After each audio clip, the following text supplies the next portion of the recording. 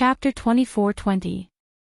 Miss Chiao only felt an inexplicable calamity befalling her. This strange fire had suddenly ignited on her, as though she had been possessed by a neurotic fire. The girl in front of her was looking at her with an extremely unfriendly gaze, which made Miss Chiao viciously glare back without restraint. Ow! She couldn't even eat peacefully, so why was she glaring at Sir Jojo? Prince Mo felt that the little fellow was very interesting, and his lips couldn't help but curve. He nodded while hugging her and saying, "Okay, okay, okay. If she makes any more noise, I'll throw her out." The little fellow hugged a dumpling, and her little black eyes darted around before she lowered her head to eat the remaining half of the dumpling. She was fine with her howl, but it shocked everyone in the hall. Everyone had never seen a ferret that howled like a wolf, so they were looking at her as if she was a pervert. Was this a mutated ferret? Or was she simply a little wolf cub? Poo-poo. Who couldn't differentiate between a ferret and a wolf? They weren't idiots. Waiter, bring another basin of water. Duan Yu's face darkened as he beckoned to the waiter hiding at the side. That waiter quickly carried a basin of water over. Duan Yu walked up and helped Prince Mo clean the little fellow's oily claws as if no one else was present. He then said to the two of them, "Let's go." Xiangchang Commandery Princess stood there dumbstruck as she glared at that abominable ferret, her eyes practically spitting fire. What exactly was this damn ferret's background? It actually made her brother Ali condescend to serve her again and again. Ow! Miss Chiao also glared back at her. You good for nothing, you're even jealous of a ferret. You'll only be like this for the rest of your life. What kind of joke was this? Was Sir Jojo the type to show weakness? If it weren't for the fact that she was so small right now, she would have slapped this person who was glaring at her out of the restaurant. While she was pondering, she saw Xiangchang Commandery Princess's figure suddenly fly out like an arrow, smashing out of the window with a boom. Pa! It smashed into the middle of the street, shocking the people in the noodle house and the pedestrians on the street. Commandery Princess Xiangchang probably never dreamed that she would really be thrown out the window by Crown Prince Mo, thrown onto the streets. The people in the noodle house, who had been waiting to watch a good show, collectively shut their big mouths when they saw the Crown Prince move as fast as lightning. What a joke! They didn't want to become the second of that woman and be thrown onto the streets like rags that were used to wipe the ground, looking miserable. Jojo rolled around in Prince Mo's arms. Mo Lien could not help but laugh. Duan Yu silently twitched his mouth, but he still expressionlessly called out, "Let's go, let's go. What are you waiting for?" This pair of ferocious bastards was no different from before. Their arrogant temperament had never changed. When Duan Yu thought of this, he couldn't resist taking a deep look at the little girl and sighed inwardly. The two people and the ferret had just walked out of the noodle house when they heard an unfamiliar voice. That's it. Don't waste your breath with them. Quickly snatch it for this lord. Duan Yu and Mo Lien's gazes shot across the crowd and saw a fatso with a head full of fat and intestines. He was hugging two thick and strong arms as he pointed at the little ferret in Mo Lien's arms and exclaimed excitedly, "This must be a divine beast. Quickly snatch it for this lord." More than half of the people on the street were shocked by him, including Mo Lien and Duan Yu. Miss Chiao looked at that fatso in bewilderment. Chapter 24:21. Idiot. She was just a level 3 mystic beast right now. Was this guy blind?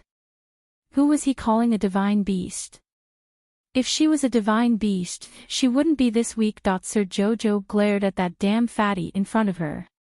She had an urge to pounce on him and tear him apart. She felt that the fatty's eyes were filled with mockery when he called her divine beast. He was teasing her, right? There was actually someone in this world who dared to jump out and tease Sir Jojo. He was simply tired of living. Prince Mo silently twitched his mouth as he stroked his wifey's round body to comfort her. He understood his wifey's current feelings very well. Ha ha ha ha ha. What a huge misunderstanding this was. Sir Jojo glanced at the Crown Prince suspiciously. Strange, he felt that the Crown Prince's lips were curled up, as if he was laughing inside. He probably didn't have the guts to laugh at Sir Jojo. Duan Yu stood on the side and sent the royal guard a look. How could the Zhangzhou guard's cultivation be a match for the few lousy servants that the fatty brought along? They took care of him in a few moves and gave him a good beating. Then, they twisted the fatty's arm and shoved him. Scram! The fatty's face turned green from anger, but he kept ranting, "You guys want to overturn the heavens. You guys dare to hit me, do you know who I am? There's nothing in this flat mountain town that I don't have the final say in." Mo Lian. Duan Yu was amused from anger and sent the Zhangzhou guard a look. The Zhangzhou guard raised his arm and smacked that punk's mouth crooked with 2 slaps. "You're just a mere overlord of Flat Mountain Town. What are you capable of? What are you doing? What are you doing? What are you doing?" A loud shout came from the crowd. They saw a round middle-aged man leading 17 to 18 thick-armed servants over. They surrounded the Zhangzhou guard and pointed at him, shouting angrily, "What are you doing? Can't you see that young master is being held in someone's hand? Hurry and save young master. Father! Father! These 2 gigolos are trying to steal my divine beast." Fatty's face was swollen as he shouted angrily, "Hurry up and snatch the divine beast for me." Mo Lian. Duan Yu. Lord Jojo let out an angry roar. This damn fatty must be tired of living. Which pig's eye did he see that she was a divine beast? Jojo, Sama knew that this was clearly the darn fatty's way of mocking Sir Jojo. A small mystical beast that had not even reached the 3rd level was actually called a divine beast. This was clearly not blindness, this was brain blindness. "Little Tuanzi, don't be angry, don't be angry." Mo Lian's mouth twitched. He really understood his wife's feelings at this moment. This was clearly a weak chicken, but there was a retard who said that you were very strong. His wife flew into a rage out of humiliation. He couldn't smile, and he couldn't let his wife see that he was smiling. Jojo looked up at this man suspiciously. The man's jade-like handsome face was filled with tenderness, and his eyes were smiling. There was nothing strange about him at all. "Be good, I'll beat him up for you." Humph. Lord Jojo snorted through his nose. His beady black eyes stared disapprovingly at that annoying father and son pair. Very, very, very angry. Divine beast. Fatty pointed in Jojo's direction and shouted angrily, "Don't just stand there and do nothing. Charge! You must snatch the divine beast safe and sound." Chapter 24-22. Divine beast my ass. She really didn't know where this moron got the idea that Sir Jojo was a divine beast. How could Jojo know that this person had actually been observing them in the main hall for a long time? From the moment the 2 of them started serving Miss Chiao to wash her claws, they had been secretly observing this mink's expressions and actions. After his very professional analysis, Fatty was certain that this mink was definitely a divine beast. Otherwise, why would those 2 pretty boys fight to serve this mink? In addition, whether it was this mink's expression or actions, it fully indicated that she wasn't an ordinary mink. She was definitely a divine beast in disguise. Don't think that he hadn't seen the world just because he was born in Ping Mountain Town. Could it be that he had never owned a divine beast or seen a divine beast egg? After his careful and professional analysis, Fatty was certain that this was definitely a newly born divine beast. She was still ignorant at the moment, but it didn't matter if she was weak. This didn't mean that she wouldn't rise up in the future. When she grew up, she would definitely be a very awesome divine beast. So right now, Fatty decided that he must bring people to snatch Sir Divine Beast. It wouldn't be a problem even if he had to expend a few more lackeys. Did these two pretty boys from the village really think they could challenge the tyrant of Flat Mountain Town? Seize, seize! Fatty roared angrily. The group of servants rushed forward, but before they could make a move against the Tsangzhou guards, two of them were picked up by the neck like chickens and flung out heavily. Sir Jojo flew up in anger, and a small snowy mink pounced in front of Fatty with a whoosh. Its sharp little claws directly tore at Fatty's face. Ow! Fatty clutched his face and retreated a few steps. He grimaced in pain and tried to grab the little white mink. With a shift of his body, Mo Lien had already arrived in front of him. Without another word, he kicked the fatty, sending him tumbling and stumbling. He then reached out to carry the little fellow, who had almost been caught by the fatty. Ow! Sir Jojo's eyes revealed a vicious glint. That was a "I'll kill you" look. Watching from the side, Duan Yu's mouth involuntarily twitched. When he saw the look in her eyes, he inexplicably thought of the fierce little girl he had met in the mountains behind Quoto village. At that time, she was also extremely fierce. She could even viciously lay her hands on his peerlessly beautiful face. Not to mention the fact that he was looking at a fatso with mediocre looks, it would be good enough if he didn't slap him to death. Xiao Qiao would never admit that she was angry out of humiliation. Yes, she was annoyed beyond words. He felt that this damn fatty in front of him was definitely mocking him for being a weakling. This damn fatty, he had nothing better to do. What right did he have to sarcastically call her a divine beast? So what if she was weak? What's in his way? Spit on his divine beast, I'll whip you to death. Lord Jojo had completely misunderstood Fatty's thoughts. If the fatty knew why she slapped him, he would definitely cry. How was this sarcasm? He thought that this ferret was a divine beast, that there was something wrong with Lord Jojo's brain. He was never on the same page as other people. Mo Lien suppressed her laughter and pacified her raging wifey. She rubbed her round little body and gently said, "Be good, don't make a fuss. Look at how you've scratched him.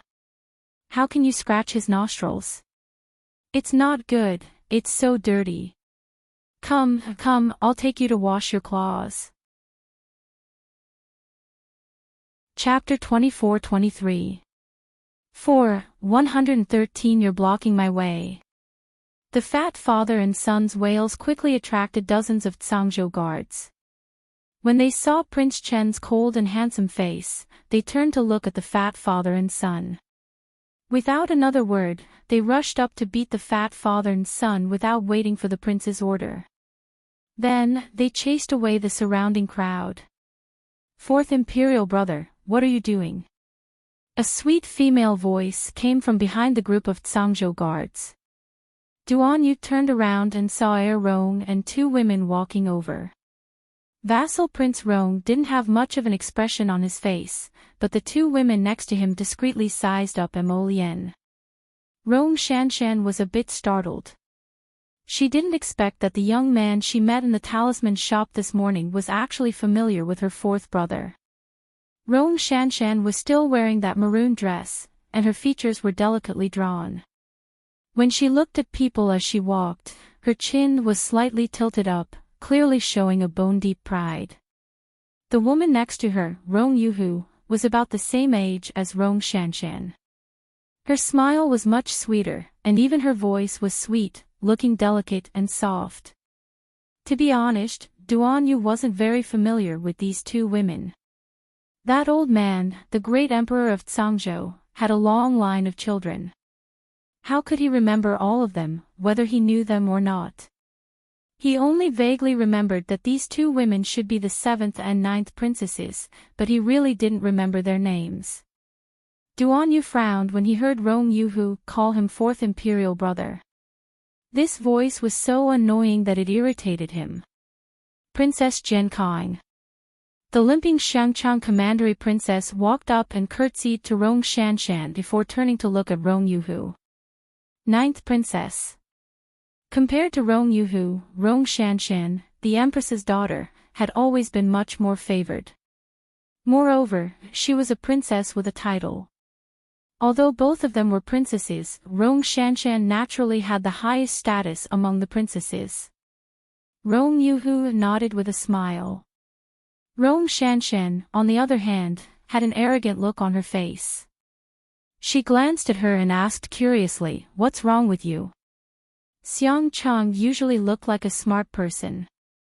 She didn't expect that when she saw her today, she would be so listless and limping.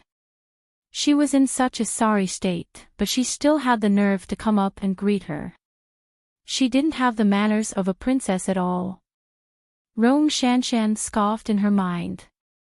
Her gaze seemed to inadvertently sweep past Imo Lian's face as she asked Duan Yu aloofly, "Fourth Imperial brother, may I know who this is?"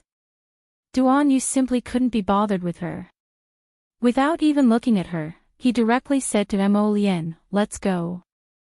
After being fooled by that foolish father and son pair for a period of time, it was really bad luck. Rong Shanshan's face instantly darkened.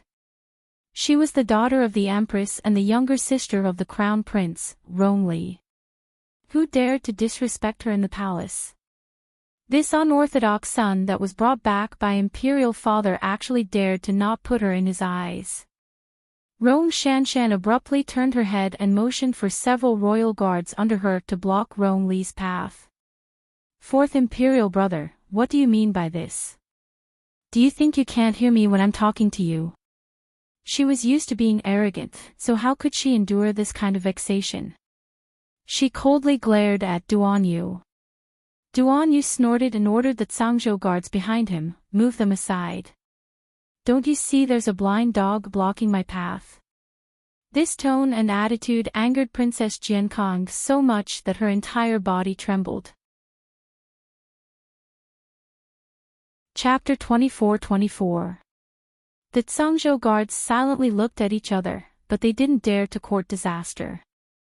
They hastily stepped forward and respectfully bowed with cupped hands, asking Princess Jiankang to step back. Slap! Rong Shanshan's fury soared as she slapped at Zhangzhou guard's face. 5 bright red fingerprints instantly appeared on that punk's dark face. He also took a step back and lowered his head with tightly pursed lips, looking like he was angry but didn't dare to voice it out. Slap! Duan Yu didn't say anything and slapped back. He coldly reprimanded, "You're quite capable. You dare to hit this prince's people?" Everyone was stupefied by his ruffian attitude of ruthlessly destroying a flower.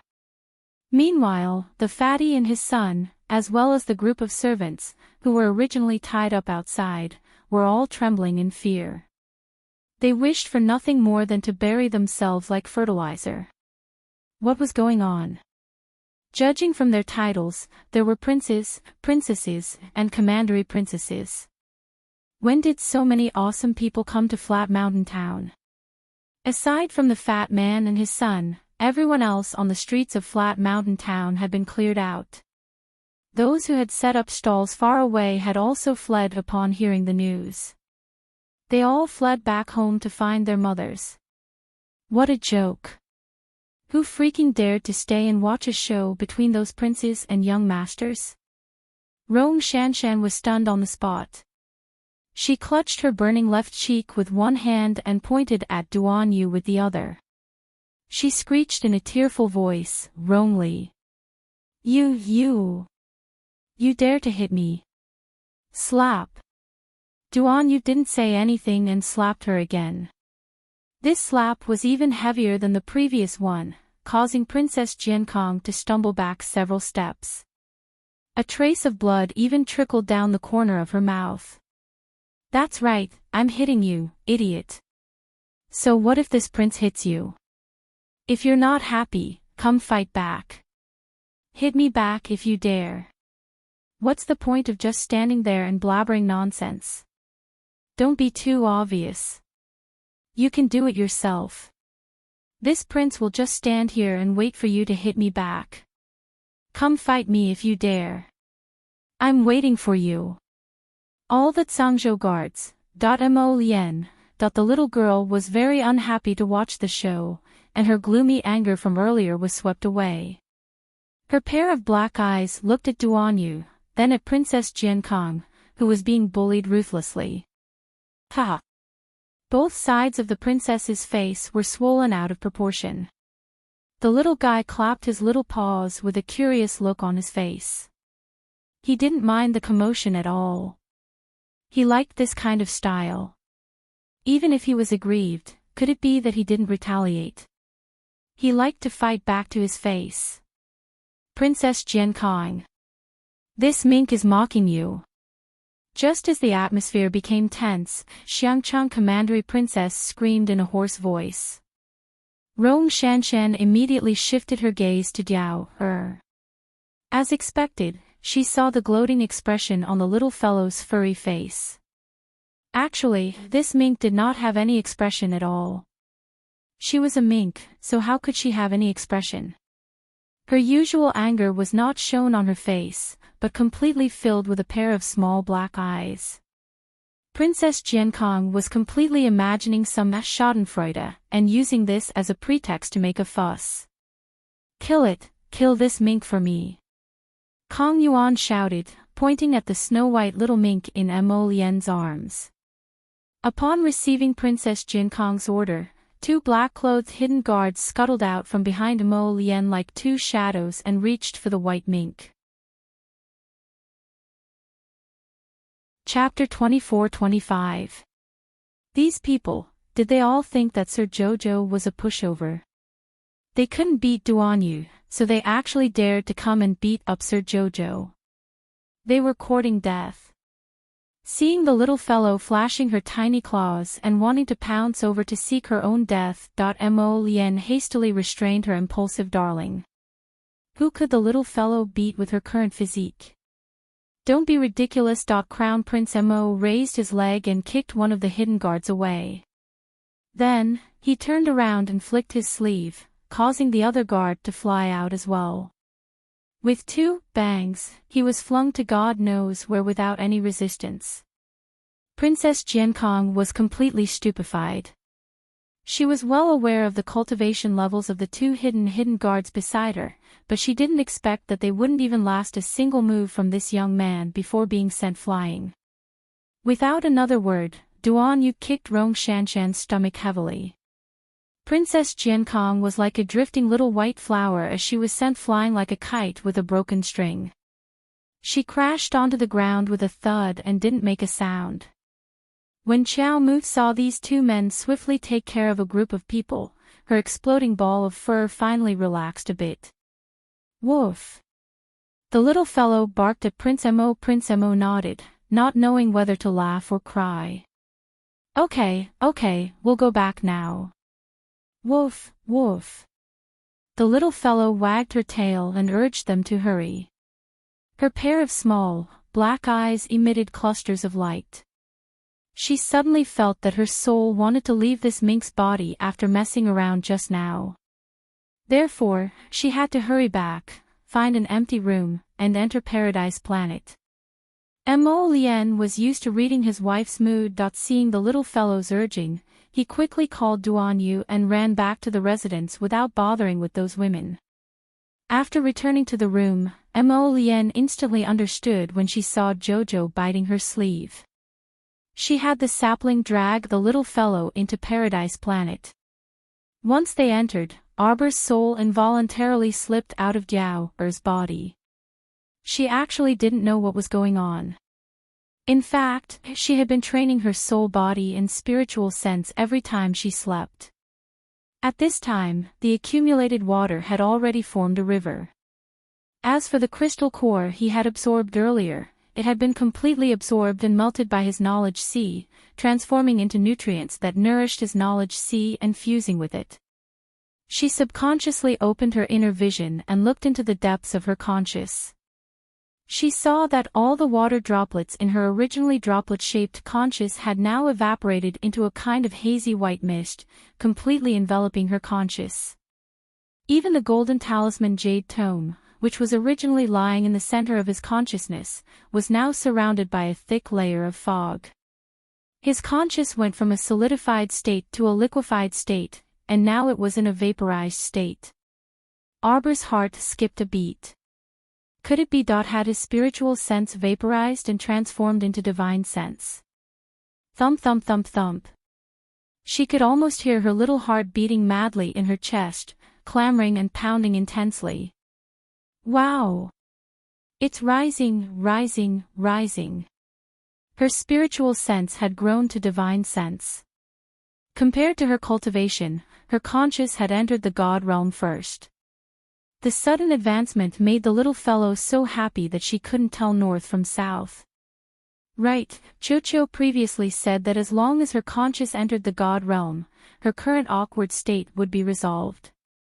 Then now she was going back.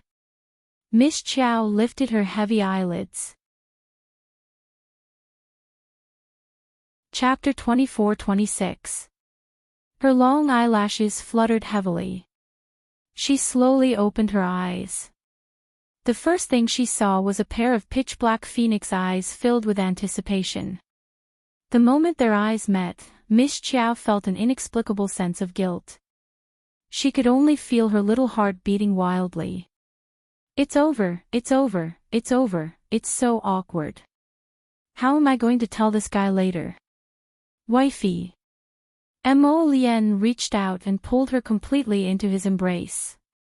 He lowered his head and sucked on her delicate lips forcefully, nibbling and nibbling. He used quite a lot of strength. Arbor, she suddenly forgot what she wanted to say to him. What should she do? This kiss was different from the previous ones that were as light as dragonflies skimming the surface of the water. It was truly ferocious. Perhaps it was because the crown prince had accumulated so many days of worry, anxiety, and irritation, but at this moment, all of it was stuffed into the little fellow's little mouth. Miss Chow wanted to resist, but how could she be a match for the man? Her raised little hand was caught in his grasp. Only when the man had kissed enough and let go of her did the little fellow seem to have been reborn. She heaved a sigh of relief, but her little face was already flushed red from holding it in.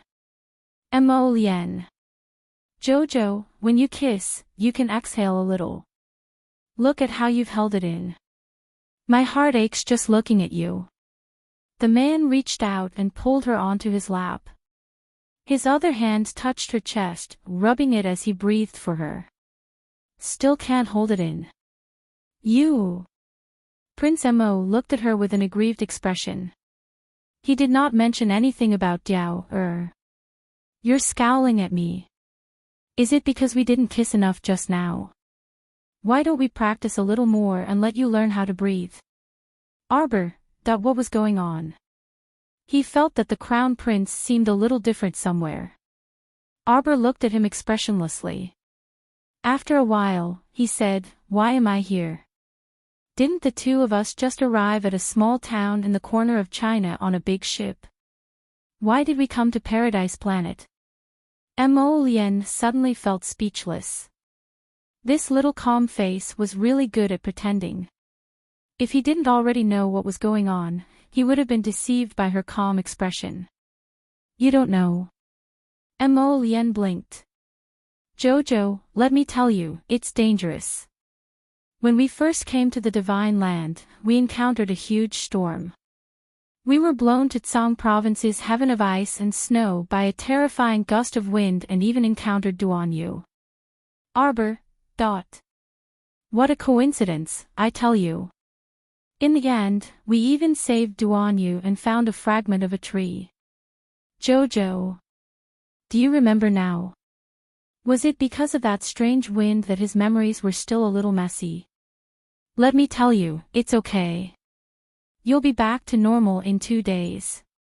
Does your head still hurt? Do you want your husband to give you a massage? When Duanyu was pulled inside by Sapling, He heard Prince Mo's awkward boasting, and he was so embarrassed that he almost couldn't find his way home. Crown Prince, forget it. Even my face hurts on your behalf for making up such a lie. To take care of Jojo's feelings, can you be so irresponsible as to make up such an unrealistic story? Duan Yu walked over with a disdainful expression. Arbor was still expressionless. Duan Yu, we just saved you. Your wound hasn't completely healed, so don't walk around. Go back and lie down. Duan Yu. Mo Lien. Jojo so quickly entered the plot that Mo Lien made up for him. How could Duan Yu endure this? Mo Lien chuckled. Wrong. Jojo even added some details to his fabricated plot. For example, Duan Yu was injured. Chapter 24-27. Duan Yu speechlessly glanced at Jojo. What should he do? He was actually speechless. Arbor dawdled as he got up and patted his clothes.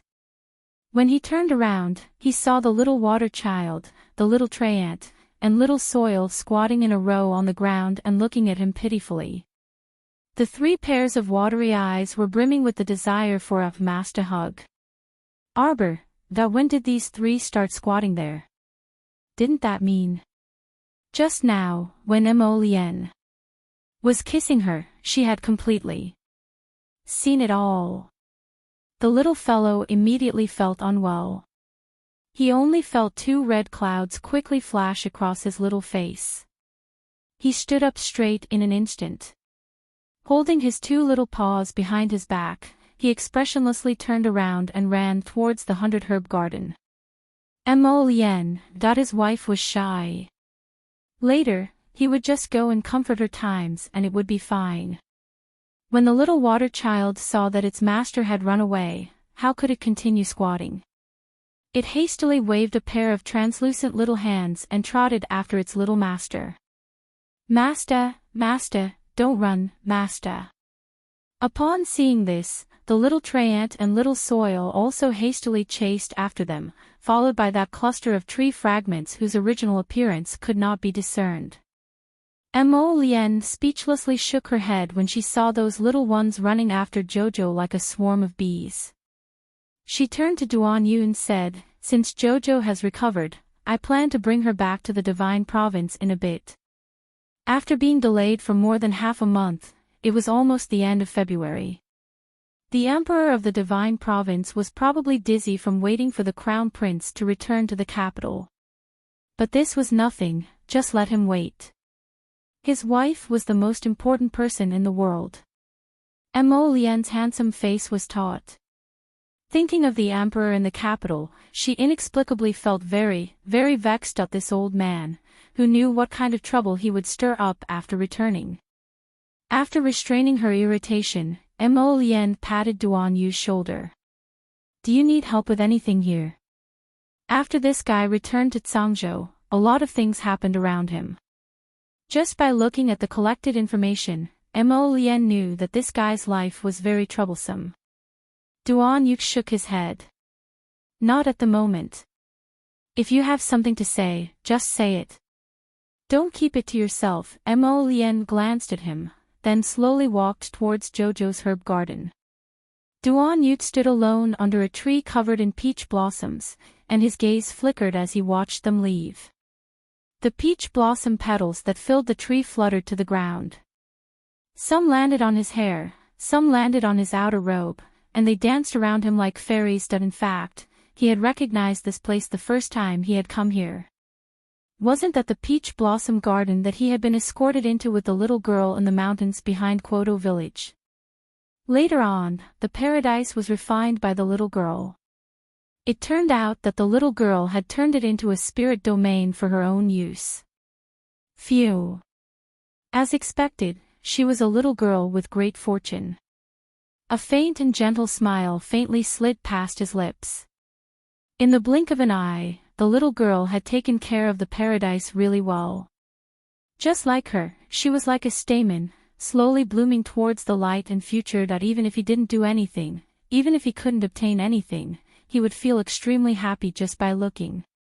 There were too many things that a person wanted to grasp in their life, but not everything would go according to their wishes. This was already very good. Chapter 24-28. Your Highness Prince Chin, please.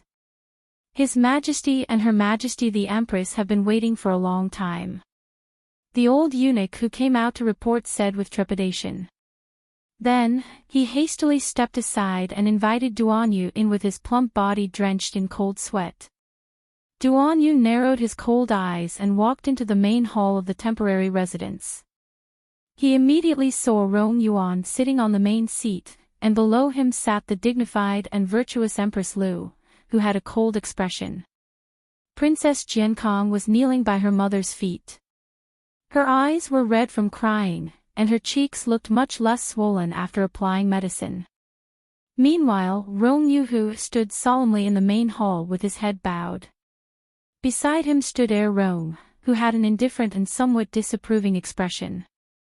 His Highness the Crown Prince requests an audience. Second Prince and Third Prince request an audience. Commandery Princess Xiangchang requests an audience. The Emperor frowned and looked up at his son, who was slowly walking in, with obvious displeasure on his face. Why are you all here to join in the fun? I won't see you. Your Majesty, Li, and the others must be worried about their seventh sister's injury, the Empress said indifferently with a hint of embarrassment on her face. Her own charming daughter was slapped twice by that foreign bastard without any explanation. Her face was still swollen even now, and it was extremely amusing when she walked out. His Majesty actually wanted to protect this bastard and suppress the matter, unwilling to make a fuss. How could she let him have his way? The Emperor of Zhangzhou held his breath and glared at the Empress angrily. He said gravely, "Let them in." The idiot third prince started making a fuss as soon as he walked into the hall. I heard seventh sister was wronged. What exactly happened? Greetings to Royal Father and Royal Mother. This son greets Royal Father and Royal Mother. Crown Prince Rongli and Second Prince, who followed behind him, were not as loud as Third Prince. They stepped forward and bowed respectfully before speaking. Seventh sister, why is your face so swollen? Her Majesty the Empress angrily placed the teacup on the table and said coldly, Go invite noble consort Duan over. There's no need to invite my mother. She's already so old, yet she's calling for her father and mother just because something happened. Is she still breastfeeding or what? Duanyu bluntly interrupted the Empress's words and ignored her ugly face that was distorted from anger. He coldly stated, I was the one who did it.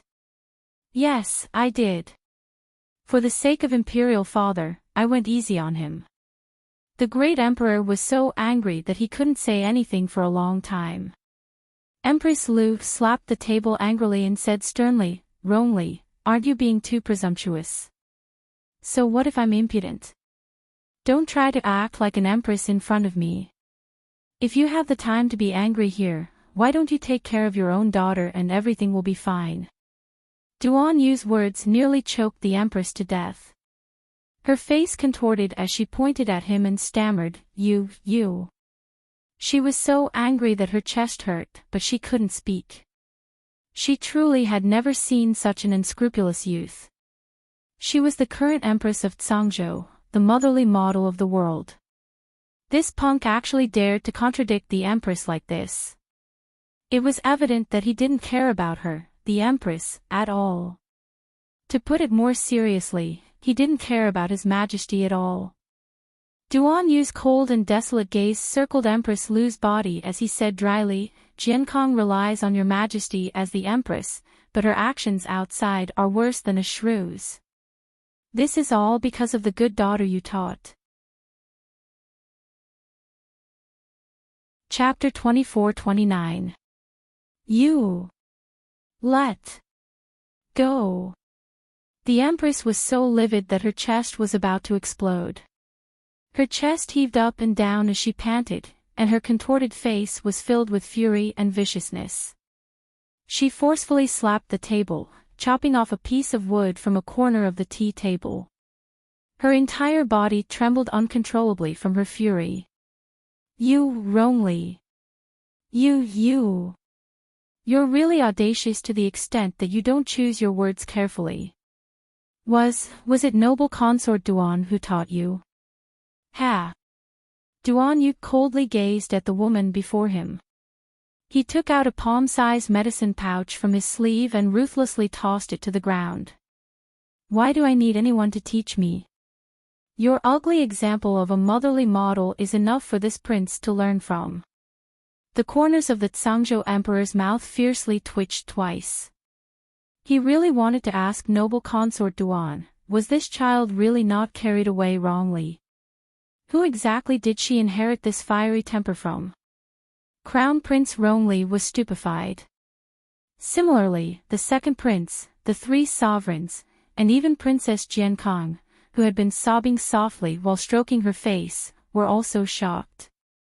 They truly didn't expect that Duan Yu, this punk, would still continue to rebuke the empress in front of his official mother. Moreover, he rebuked her so fiercely and with such conviction that he even rebuked the empress until she was like a bear. Bring her in. Duan Yu angrily shouted. The emperor was already stupefied by this son of his. He truly didn't expect that the empress, who had originally come to denounce his son for beating his sister, would turn out like this. It had to be said that his son's ability to control the situation was truly extraordinary. At this time, from the empress to the servants, everyone was stupefied. They simply didn't know that this Prince Chen actually had a backup plan. The hidden guard dragged a woman whose head and face were covered in blood from outside the residence. That old woman's legs had clearly been broken.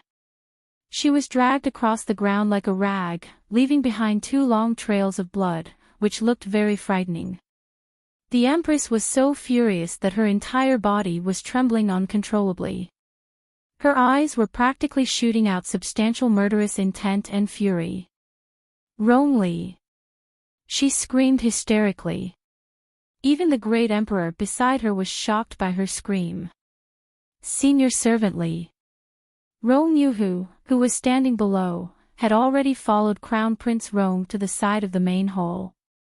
Seeing the old woman thrown in the middle of the hall, her face was filled with shock and fear. She subconsciously raised her head to look at the empress. Wasn't that the old man who served the empress? Your Majesty! Are you just going to watch this unfilial son humiliate his official mother and slap his official mother's face like this?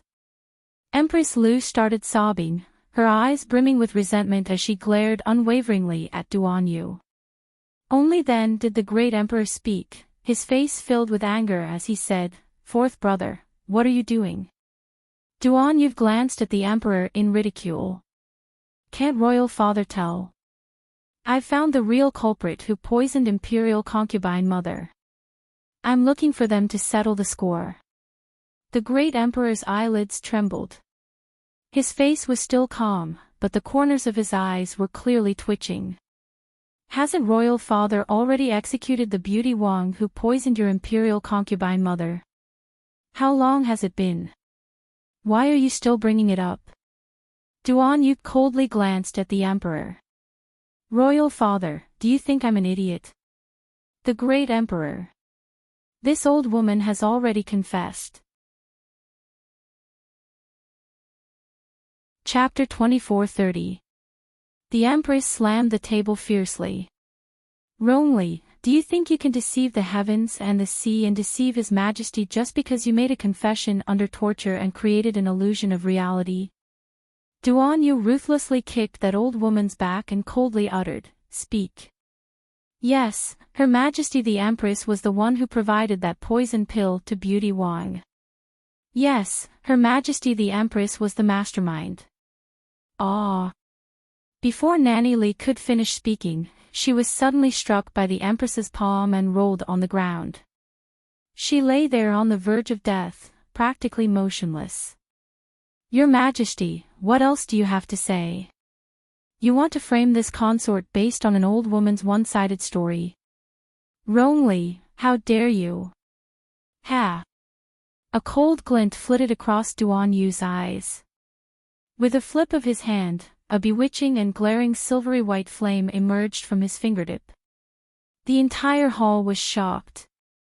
Crown Prince Rongli glared at his fourth brother as if he was looking at a monster. He clearly remembered that this man controlled the 9th level of the water spirit. Then this inexplicable silvery white flame that was so glaring, could it be? Devil. The Devil Emperor's fire. The Devil Emperor's fire.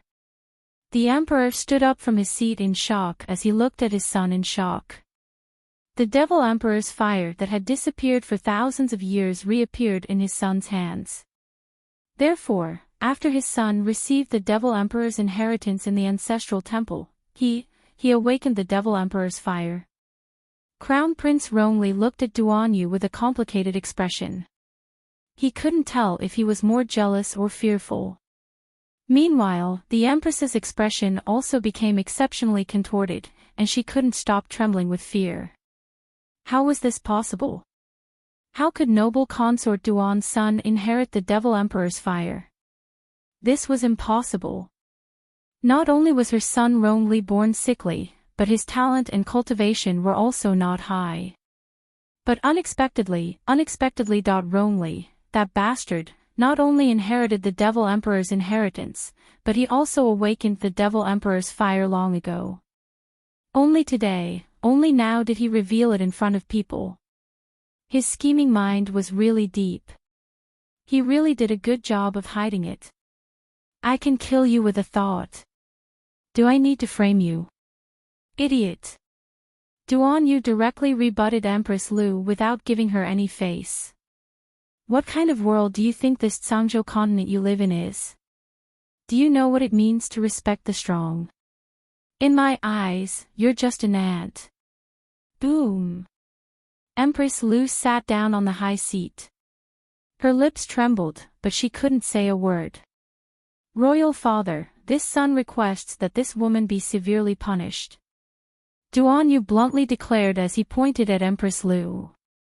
No, you have no evidence at all. Rongli hurriedly stepped forward and said, based on Nanny Li's one-sided statement, you can't prove that it was Imperial Mother who poisoned noble consort Duan. You. If this prince says it's her, then it's her. Duan Yu coldly interrupted the crown prince. At this moment, Rongli felt that the ferocious claws and fangs hidden in the dark had finally been exposed in front of everyone. He had finally revealed his ambitions and desires, putting all of this clearly in front of them. Crown Prince Rong-Li's complexion instantly turned pale and unsightly, and he felt his breathing tighten. He didn't expect that a single Rong-Li would bring him so much pressure. Chapter 24:31. The Emperor's mouth twitched, and he stood up to say, "That's enough. Stop making a fuss."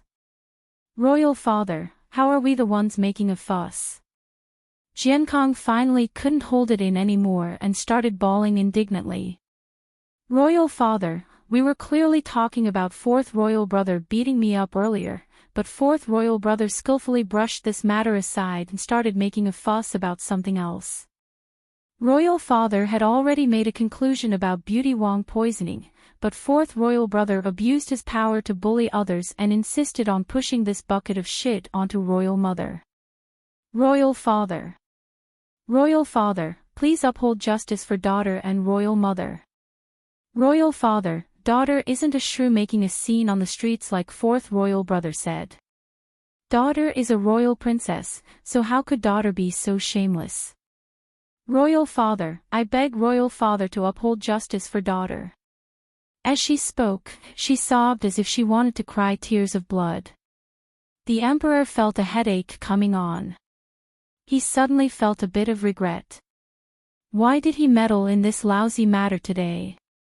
At that time, besides ninth sister, heir Rong and commandery princess Xiangchang were also present. If royal father doesn't believe me, you can ask those two. Heir Rong stepped forward and cupped his hands at the emperor. He said frankly, previously, it was indeed Princess Jiankong who made a scene on the streets of Flat Mountain Town.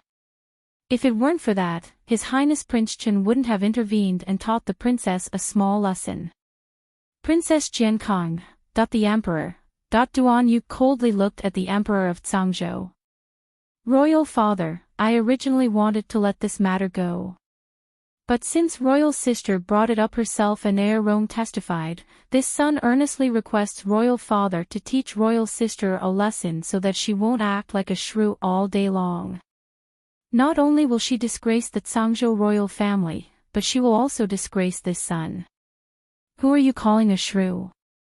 Empress Lu shrieked. Duan Yu looked at Empress Lu mockingly. So it's the daughter who insults her mother. Her Majesty the Empress is no different from that shrew on the streets right now. Fourth brother. Rongli couldn't resist reprimanding, you had better know when to stop. Eldest brother, did I say something wrong? Duan Yu turned to look coldly at Empress Lu. The latter's nails dug into his palms, but he did not realize it. The muscles on his face were also twitching. It was obvious that his lungs were about to explode from anger. Fourth brother. Imperial Mother is your legitimate mother after all. You're criticizing her like this today, do you know?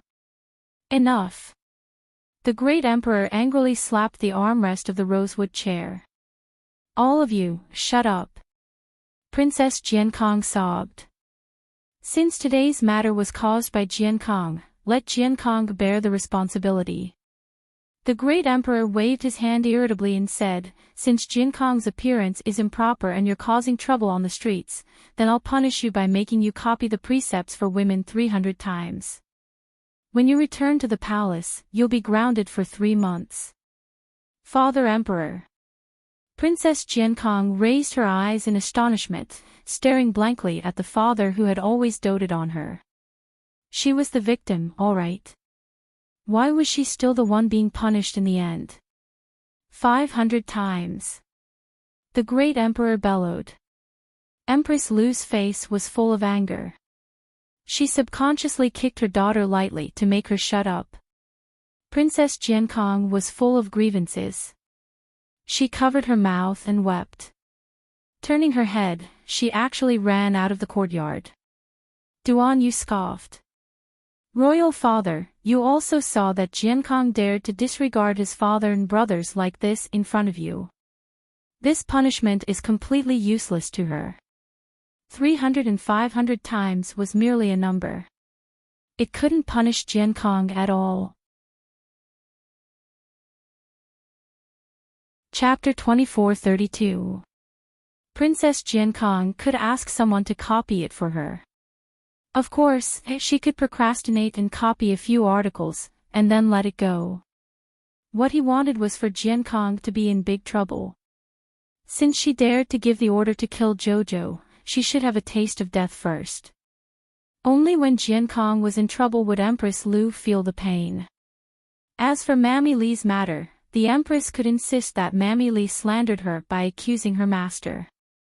Thinking about it, his good father would not depose the Empress for such a trivial matter. At most, it would just be a thorn in his heart. If he wanted to get rid of the Empress, he had to get rid of the Lu family behind her first. Of course, this matter could not be rushed. But now, it was good to let the dog Empress feel the pain in her heart. The great emperor looked at his son in front of him with a heavy gaze. His fourth son was already more outstanding than the others. This point was obvious to all in the court. However, Rongli was his legitimate son and Empress Lu's son. As long as Rongli was not too ill to move, no one could shake his position as the crown prince. What else do you want? It's not what I want. It's my father. If you don't punish Jiankong today, her domineering and unruly arrogance will be known all over the world in the future. She dares to disrespect me today, and she dares to disrespect my father in the future. Such a royal princess will only disgrace the royal family when she goes out. I am ashamed to agree with such a royal sister. The Empress's eyes were full of anger. This was a blatant threat. He meant that if Jiankong was not punished today, he would completely ruin Jiankong's reputation. This Rongli had really underestimated him. Today's appearance of baring his fangs and brandishing his claws was his original appearance. The emperor pinched his eyebrows and waved his hand. Jiankong made a scene in the street and lost all her virtue. Now she is demoted to Commandery Princess Jiankong. She will be beaten 10 times as a warning to others. Let the disciplinarian Mammy teach her etiquette again. Your Majesty. Empress Lu looked like she had fainted. She stared at the emperor's cold face with her eyes wide open. And you, Empress. Granny Li, who was by your side, had such a thing happen to her, and your daughter has become like this. You should also be grounded for 7 days and reflect on yourself. Duan Yu coldly glanced at Empress Lu before cupping his hands at the Zhangzhou emperor. This son will take his leave. When he turned around and stepped out of the door, a silver flame, like the fire from heaven, suddenly fell on Mammy Li at the door. In Mammy Li's shrill scream, everyone was stunned as they watched the old woman being burned to ashes by the silver-white flame. Empress Lu felt a chill run down her spine. The Zhangzhou emperor was also stunned for a long time. When he came back to his senses, he shook his head helplessly. This is the consequence of bullying my mother. Although Duan Xiaoxi did not say anything when he left this sentence for everyone. Rong Qing returned to her room and found that her father was already waiting for her. Weren't you a little impulsive today? The Prince of Qing's chubby face was rather worried. You have thoroughly offended the Crown Prince, Empress Lu, and the Lu family. Vassal Prince Rong said with a faint smile, I think the ones who need to worry are Empress Lu and the Lu family. Father, do you think this matter will end like this? You are all underestimating the 4th prince too much. Chapter 24:33. Prince Qing stared at his son in a daze. He had no doubts about his son's brilliance. But he was young after all, and Prince Qing was used to smoothing things over. He felt that his son's actions today were showing off and targeting Empress Lu's family too much. But what did his son mean by his words just now? Could it be that the 4th prince's matter wasn't over yet? The princess had already been demoted to a commandery princess and was punished with flogging and confinement. How could this matter not be over yet? Even if it wasn't over yet, it should be the Lu family targeting the 4th prince and not the other way around. That it wasn't that he was underestimating the 4th prince, but the 4th prince had just returned to Tsang province and was weak alone. How could he resist an established family clan? Let's wait and see, father. Heir Rong smiled faintly. After returning to his room from the main hall, Duan Yu was still in a foul mood. After his torment today, Empress Lu, that woman, was most likely going to feign illness and have to stay in Flat Mountain Town for a while longer. As he picked up his teacup, he noticed a small head bobbing at the door out of the corner of his eye. He couldn't help but chuckle on the inside, and his expression eased as he softly said, Stop looking around, I already saw you. Come in. Miss Chiao's long hair was loosely tied up today. She didn't have any extra gold or silver hairpins in her hair and only wore a somewhat comical Jasper frog headdress. When she was bobbing her head at the door earlier, that little frog headdress was especially conspicuous. Perhaps the dunce crown prince personally made it for her to play with, but the little fellow ended up wearing it on her head, Duan Yu thought. Miss Chiao pursed her lips. When she looked at Duan Yu, her gaze was a bit erratic, and her voice was inexplicably a bit hesitant. It was mainly because she recalled that night when Duan Yu, this dunce, held her painting in admiration and said those words to her. The little fellow felt a bit uncomfortable in her heart. Now that she looked at him, she increasingly didn't know what to say. A bit of awkwardness inexplicably floated in the air. Duan Yu abruptly stood up and strode to her. He raised his hand and flicked her forehead. What are you doing? You came in without saying anything. With this rude flick, the little lady's gaze turned fierce as she stared dangerously at the man in front of her. "You." This treasure always liked to suddenly change her expression. It was a bit frightening. Cough. My bad. He chuckled and raised his hand to rub the little fellow's head in a very natural manner. Tell me, are we setting off? Miss Chow nodded. Suddenly, she took out a box from her inner world and stuffed it into his hand. For me. Yu looked at her with a grin and reached out to open the box. It was filled with all kinds of antidote pills and antidotes. All kinds of small bottles were covered with instructions, describing the symptoms of each poison and what kind of medicine to take. It was obvious that a lot of effort had been put into this. Yu was touched, but he didn't show it on his face. He merely smiled at her and said, "Don't worry, my combat strength isn't that weak. I definitely won't let anyone kill me first." The little girl pursed her lips. Jojo. Yu reached out to hold her small hand. Miss Chow inexplicably thought of his expression that night. As if she had been stung, she hurriedly flung his hand away. Yu's outstretched hand stiffened for a moment, and it froze in midair. Seeing her exceptionally serious expression, Yu couldn't help but chuckle bitterly. "What's with that look in your eyes? Why are you looking at me so strangely?" he asked softly. Chapter 24-34. His fingers also very rudely pinched her soft cheeks. "If you don't speak, I'll make wild guesses." Arbor hastily threw his hand away and took a step back to look at him. He said very seriously, "That night, you already knew I was inside the little white ferret's body, right?" "What? You were inside the little white ferret's body before?" "That ferret that I carried back to the tent." "Really, Jojo? Really?" Arbor. Yu, your acting is especially realistic. It's like you're learning about this for the first time. Right now, Sir Jojo didn't know whether to laugh or be angry. Mo Lien and Yu were quite cooperative with her willfulness. Cough. Miss Chow suddenly didn't want to continue bickering with him. She shouted expressionlessly, "What ferret? I don't even understand what you're saying." Yu. Why did she change her attitude faster than flipping a book? Didn't he just admit that he had stayed inside the ferret's body for a while? This little stoic was truly hilarious. He had just admitted that he was the ferret, and now he was slapping his own face twice. That if it weren't for the fact that his mood was a bit gloomy right now, Yu really wanted to laugh out loud. "Jojo, you couldn't have taken my joking words with the ferret seriously, right?" Yu stepped forward and simply spoke bluntly. He grabbed her small hand and shook it while he was at it.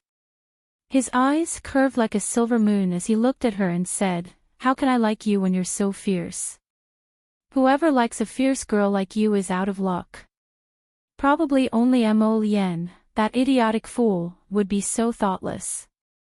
Arbor. Try belittling me again. The little stoic raised her fist, looking like she would beat him up at the slightest disagreement. Yu laughed out loud, and his beautiful peach blossom eyes blinked at her. Okay. I won't say it anymore." Miss Chow glanced at him suspiciously, feeling that this guy was a bit strange. Were these words from his heart? But forget it. Since he said so, the little fellow also felt relieved in his heart. More than anyone else, she didn't want to hurt this idiot in the slightest. "Jojo, we're friends, right?" If it was in the past, the little girl would have yelled at him, "No friends." But today, the stoic face clearly wasn't that resistant. She probably felt that it couldn't be better that he was willing to take a step back to the position of friend. Everything had returned to the past and nothing had changed. Only Duan Yu was very clear, did nothing really change? Impossible. He smiled and let go of her hand. He took out a storage talisman and handed it to her. The snow domain's divine flowers are all inside. Do you want to keep 2 for yourself? Duan Yu nearly laughed out loud. So stingy, only giving me 2 flowers. Actually, she was already very generous. That time under the ice, when she saw Yas take 1, she wanted to bite off a piece of his flesh. 5. The little fellow endured the pain and said, Here you go, here you go. Duan Yu waved his hand. I have no use for these anyway. Why don't you give them to me after you concoct some good pills? Oh. Miss Chow smoothly put the storage talisman into her pocket and said with a nod, Duan Yu, we'll be leaving now. Be careful. If you're alone. Okay. Duan Yu nodded. His gaze landed on the little girl's slim figure as she turned around and strode out the door against the light. He inexplicably had the urge to reach out and grab her. However, he didn't. Chapter 24:35. Jojo left. Although he didn't deliberately inquire about this information that day, he still followed them without realizing it. He calmly watched those 2 leave Flat Mountain Town before summoning the Golden Dragon and leaving together. Duan Yu felt that Jojo's departure seemed to have taken his heart along with it. It made him feel empty, as if something was missing. It was a bit lonely and unbearable. Duan Yu propped up his chin with one hand and spaced out for a while until a hidden guard quietly entered the room and stood beside him. He finally recovered his wits and asked calmly, Is everything done? Yes. Withdraw. Duan Yu poured himself a cup of tea and calmly took a sip while holding the teacup in his other hand. Close to 10:00 at night, ear-piercing screams came from Princess Jinkong's small courtyard. She had lost all her dignity after being flogged 10 times in public. Jinkong had never suffered such humiliation before. She was currently sprawled on the bed in a fit of rage. The 2 maidservants who were applying the medicine were both sent out by the furious Empress to flog them 30 times. The new maidservant who was called in to apply the medicine was trembling with fear and trepidation. As soon as the medicine was applied, Jinkong let out a mournful scream. It was very embarrassing for a girl to be injured in that sort of place. Princess Jinkong was embarrassed, vexed, and angry, and her wound was also painful, itchy, and numb. The screams and shrieks of chickens and cats made Empress lose heartache. Her precious daughter, whom she had doted on so much, had actually suffered 10 strokes of the cane while she was still alive. Her injuries were so severe. In the Empress's fury, she dragged the maidservant who applied the medicine out to flog her again. The rest of the people were all frightened out of their wits. It seemed like anyone who applied medicine for the princess would be beaten. Royal Mother, it hurts, Royal Mother. Imperial Mother. Rome Shanshan only felt that her butt was no longer her butt. Empress Lu couldn't help but feel suspicious about this situation. Although her daughter's cultivation wasn't high, she was currently a level 8 mystic cultivator. Logically speaking, there shouldn't be any problem with her getting flogged 10 times, so how could it hurt like this? But her injury was in that sort of place, and it wasn't convenient for the royal physician to examine it nearby. This truly put Empress Lu in a difficult position. At this moment, her personal palace maid, Mi Hing, stepped forward and bowed. Your Highness, do you still remember that medicine woman, Qing Qing? Why don't we let her take a look at the princess' injuries? Empress Lu frowned. The medicine woman, Qing Qing, was originally serving the great emperor after entering the palace. Because she had a good grasp of medicine, she had been helping the imperial physicians to nurse the great emperor's body. Over time, the great emperor seemed to have taken a liking to her. But who was Empress Lu? How could she let a vixen step on her head? Empress Lu's actions were much faster than the Great Emperor's. Seeing that the Great Emperor was about to issue an edict to confer the title, she took the first step and brought this little medicine girl to her side. Then, she threw her into her palace of Rinchuan, where she was left to dry for almost half a year. If it wasn't for Head Palace Made Me Hang's reminder today, she wouldn't have remembered this person. Empress Lu said with a cold face, then let her come over and take a look. Mi Heng nodded. Naturally, there was no need for the Empress's head palace maid to personally look for a mere medicine woman. She could just send someone to look for her. By the time the medicine woman, Qing, finished examining Jiankong, it was already less than an hour later. Empress Lu's face was cold. Seeing that she wanted to say something but was hesitating, she couldn't help but angrily reprimand, "If you have something to say, just say it." Chapter 24:36. Medicine Witch Qingqing lowered her eyes. She didn't look like a woman with a very outstanding appearance, but she was young and her skin was very fair. She looked delicate and pretty, like a trickling stream, giving off a quiet and leisurely feeling. Empress Lu's gaze turned sharp. "Hurry and speak." Qingqing bowed to Empress Lu with her head lowered, then said, "Your Majesty the Empress, the princess's wound is a bit strange. Someone poisoned it. No matter what medicine is applied, the pain will be amplified by 20 times. This is why the princess has been feeling so much pain. But this kind of poison only makes people feel pain and will automatically dissipate after 3 days. Speaking of which, this poison wasn't that frightening. This made her feel very strange. Such a poison could not cause any substantial harm to people at all." "What?" Empress Lu was furious and shot up from the bed. "Then what are you still standing there for? Hurry and concoct an antidote to dispel the princess's poison. Reporting to Your Majesty the Empress, this humble subject has no antidote for this kind of nerve-stimulating poison. I can only use some temporary methods to alleviate the princess's pain. To put it bluntly, this kind of nerve-based poison only wanted to make people suffer as much as possible. There wasn't much harm in other aspects." Empress Lu's expression changed drastically, and she gnashed her teeth. "It must be Rongli, it must be that punk who did it. I won't let him off. Won't let him off." A malicious and cold glint surfaced in Empress Lu's eyes. Empress Lu turned around and glared at Medicine Witch Qingqing. "Hurry and help alleviate the princess's pain." "Yes, Your Majesty the Empress." On the other side, Duan Yu received news that the Empress had caught a cold and was feeling unwell. The Emperor ordered her to stay in Flat Mountain Town for 2 more days.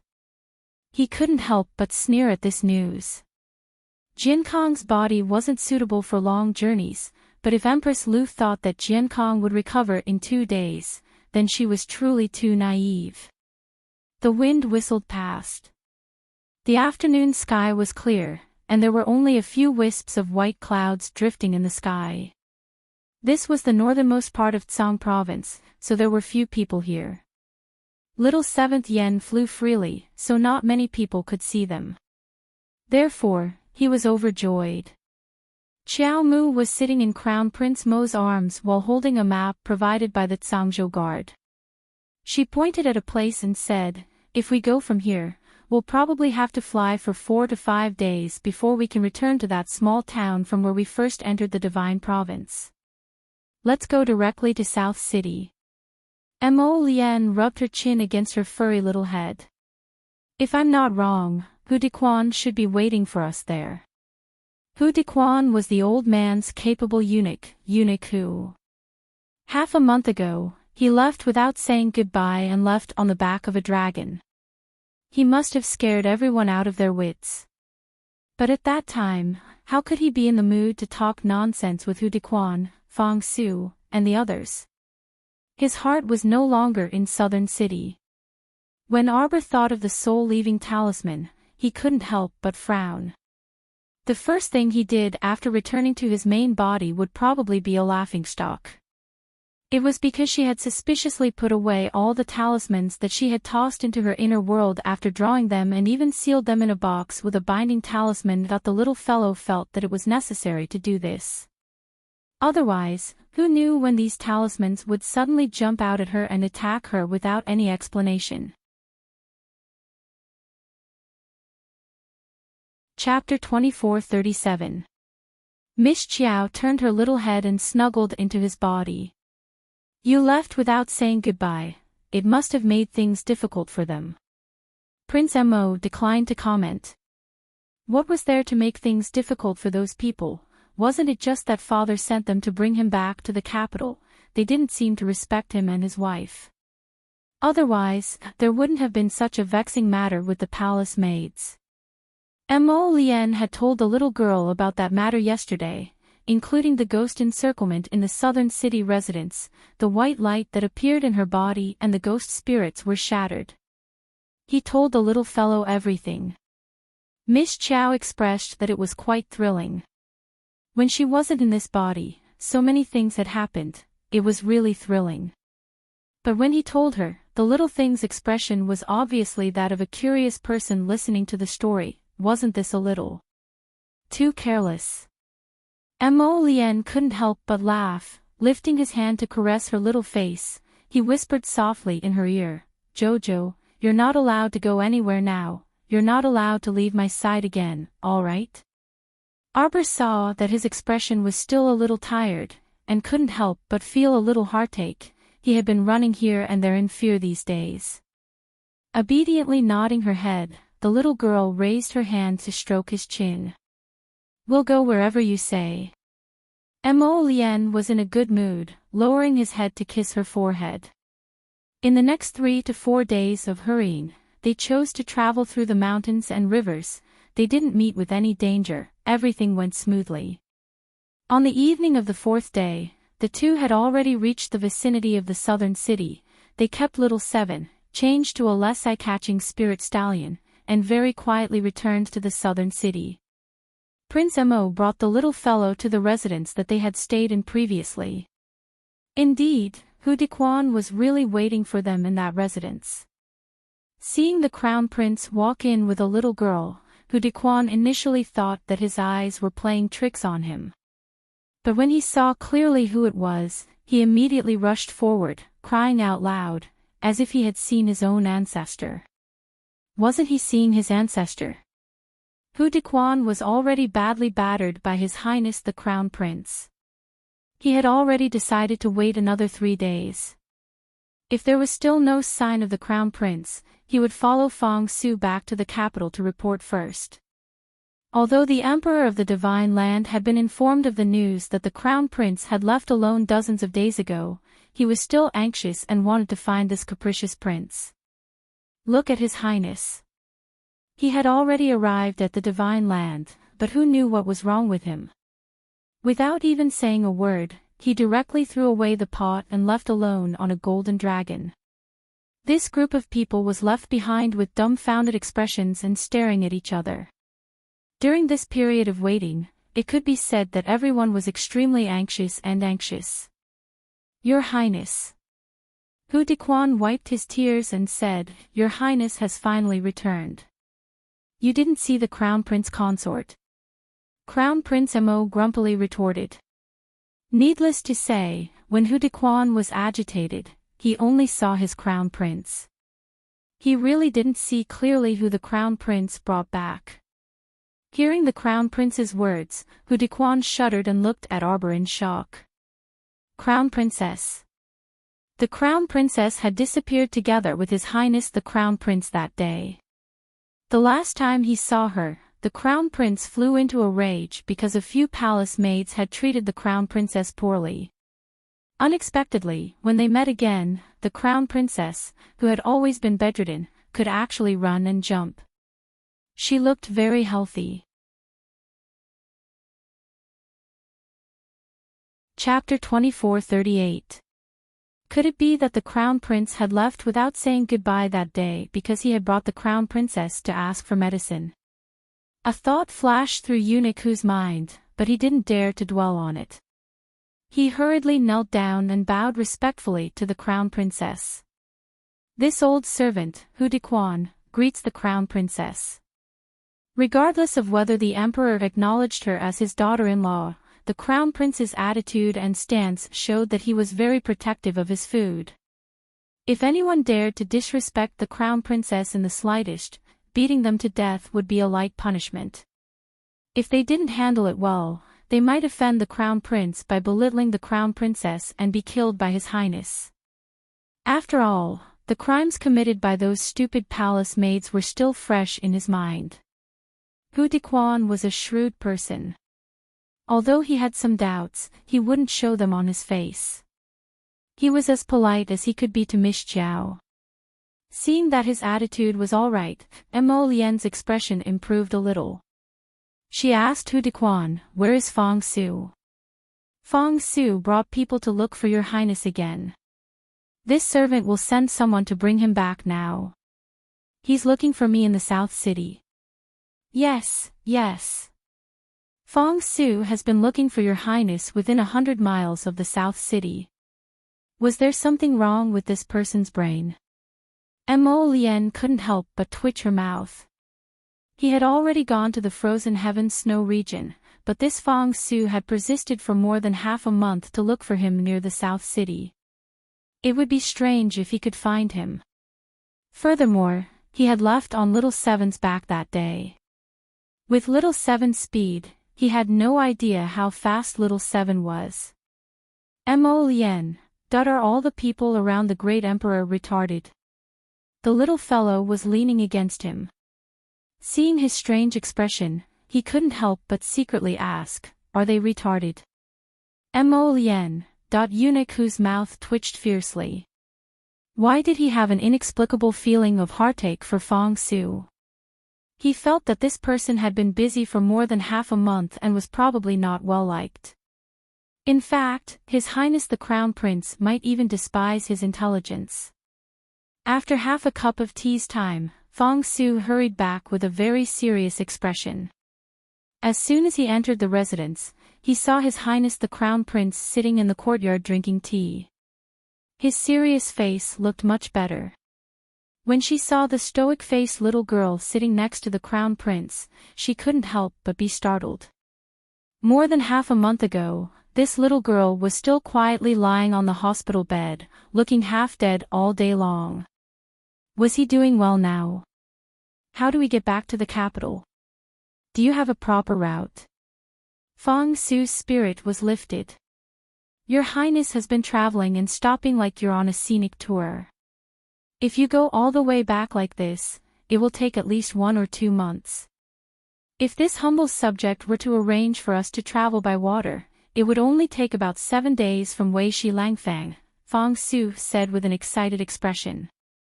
Mo Lian frowned. Is there anything fun in Wei Shi Langfang? Wei Shi Langfang's scenery is not bad, the scenery along the river is beautiful. When we reach the center of the river, we can see that the river water is pink. The Crown Princess will definitely like the scenery there, Fong Su replied woodenly. For some reason, Fong Su inexplicably felt that as long as this Crown Princess agreed to take Wei Shi Langfang's waterway to Dragon Flame City, the Crown Prince would definitely not object. Therefore, Fong Su himself didn't know why, but he very consciously introduced the Crown Princess to the specialty snacks and cultural scenery of Wei Shi Langfang. Somehow, he felt that there was something wrong with his style as the commander of the forest guards. Eunuch whose mouth twitched, and he had already covered his face and hid to the side. Chapter 2439. When Sir Jojo heard Commander Fong mention the beautiful scenery along the way and the various snacks sold along the river, he couldn't help but become interested. When he heard that they could make it to the annual Steamed Bun Festival, he couldn't help but be curious. I heard that the Steamed Bun Festival has been around for a long time. Whoever can find the pill in the steamed bun will receive a generous reward. You can eat the steamed bun while eating the digestive pills you brought. If you don't have enough pills, you can ask a pill refiner to make it for you on the spot. Until you find the pill in the 100,000 steamed buns and win the grand prize. Cough. Commander Fong said expressionlessly, "This competition is a little stupid, but many people participate." During the steamed bun festival last year, someone ate more than 800 steamed buns and died the next day. Arbor.molien. Ha ha ha ha ha. Is there a need for that, idiot? Crown Princess, you must believe me. There are really people who risk their lives to participate in this competition. Because the grand prize will not only give you 50,000 spirit coins, but also many precious pills.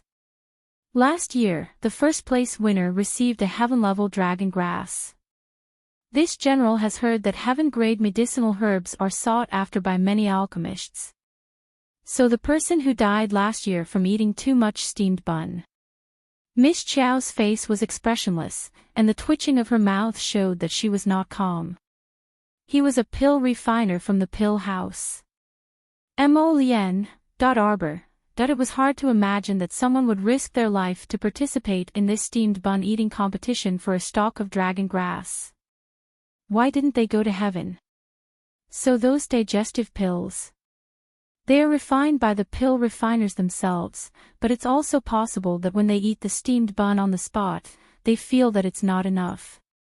In that case, they can also ask other pill refiners to refine it for them, but in this way, they may have to share the prize with others. Then let's go to the Westward Pavilion. Sir Jojo suddenly had the mood to go see that group of idiots. Okay. Commander Fong didn't even notice that he actually heaved a sigh of relief. He finally tricked the Crown Princess. This was great, at least it could shorten the journey by a month. The Emperor was anxiously waiting in the capital, and his eyes were probably about to fall out the next day. The little girl boarded a large ship that Commander Fong had prepared for them. They entered the Weishi River and headed towards Dragonflame City. To be honest, there wasn't much to see in the vast river before his eyes for the past few days. Since there was still plenty of time, Arbor decided to sneak back to Planet Fish Orchid. He summoned the seed fragment and absorbed it into his Dantian star zone. This was not the first time Jojo had absorbed the seed fragments, so the reaction was naturally better. It was obviously not as big as the first time. Furthermore, she had advanced by absorbing spirit power from the fish orchid planet. Therefore, the people outside had no idea what had happened to her. After spending a day and a night on Planet Fish Orchid, Arbor opened his eyes. He felt the power in his body. This time, after absorbing the seed fragments, her cultivation had directly increased from level 8 Little Spiritual Master to level 10 Great Spiritual Master. This kind of cultivation speed was already very fast. Although the current him was still far from being comparable to the disciples of some clans in the Divine Prefecture. But it didn't matter. Arbor thought that he would catch up with them soon. Chapter 2440. Big Brother. Ollie walked in with a dark expression. That guy left a few days ago on a golden dragon. I heard that he had a little girl with him when he left. Hearing this, Akir jumped up from the stool. Brother Yossi, are you talking about the crown prince of the Mo Kingdom? Ollie pursed his lips. Akir, I already said last time that this isn't the crown prince of the tiny Mo Kingdom. That's the crown prince of the Divine Prefecture. Akir's eyes were filled with dissatisfaction and disbelief. I thought you were joking. Then doesn't that mean that the woman who married the crown prince of the Mo Kingdom has become the crown princess of the Divine Prefecture? Ming Yossi's face was dark, and he didn't say anything. Akir carefully glanced at Ming Yossi's expression, secretly pleased with herself. However, her expression didn't change. She patted her chest and said softly, but it's not possible. How could a woman with no background from a rundown village be acknowledged by others when she came to the divine prefecture and returned to the imperial capital? Don't say that the emperor of the divine prefecture wouldn't acknowledge such a shameless daughter-in-law. Even the civil and military officials of the court, the aristocratic families, none of them would acknowledge her existence. As she said this, she couldn't help but laugh gloatingly. How could such a poor woman from a village catch the eye of the emperor of the divine prefecture? How could she catch the eye of the aristocratic families of Dragonflame City? There was an 80% chance that when she returned, she would be subjected to everyone's disdain. Everyone would treat her like trash and sweep her aside. Otherwise, they would treat her as a little transparent and not even speak a word to her to avoid lowering her status. She didn't even need to think carefully to analyze how difficult that Chow woman's days in Dragonflame City would be in the future. In any case, she would suffer. Shut up. Ming Yasi waved his hand and slapped Akir without hesitation. You talk too much. Get out. Akir covered her face with one hand and looked at Ming Yasi with eyes full of shock and shame. Brother Yasi, why you hit me for that woman? It was for her, right? It must be because of that bitch. She had only verbally scolded that bitch and mocked her a little. Was that enough to make Brother Yas unhappy? Throw her out. Ming Yasi waved his hand in annoyance. He didn't want to listen to this woman's incessant nagging, especially the words, Crown Princess of the Divine Land, which kept lingering in his ears. It was really annoying to listen to. Ah, Brother Yas, Brother Yas. Akir was rudely shoved out by the bodyguards. Not long after, a guard hurriedly walked in and bowed to Ming Yasi. He walked up and whispered in his ear, Imperial Noble Consort requests that you return as soon as possible. What is it? He had already obtained the Snowfield Divine Flower, so this trip had not been in vain. However, for some reason, Yas felt extremely displeased. The Underworld Province Guard handed over a red, gilded invitation. Dark Yas glanced at it, then slammed it shut with a furious smack. Return to Underworld Province. Ollie heaved a sigh of relief. They should have returned long ago. Anyway, they had already picked the Snowfield Divine Flower. There was no point in staying in Flat Mountain Town. He just didn't know what Big Brother was waiting for. Ming Yasi glanced at Ollie. He didn't know what he was angry about either. He just felt that something was wrong.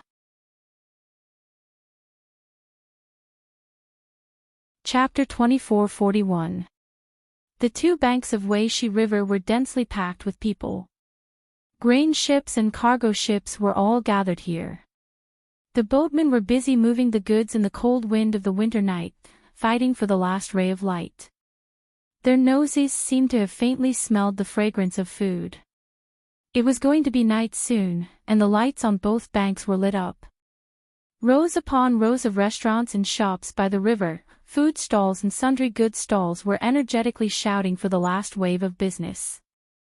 Some young masters were drinking wine and drinking tea in the tea houses and wine shops. It was poetic and picturesque, and what entered their eyes was a bustling and elegant beautiful night scene of Weishi River.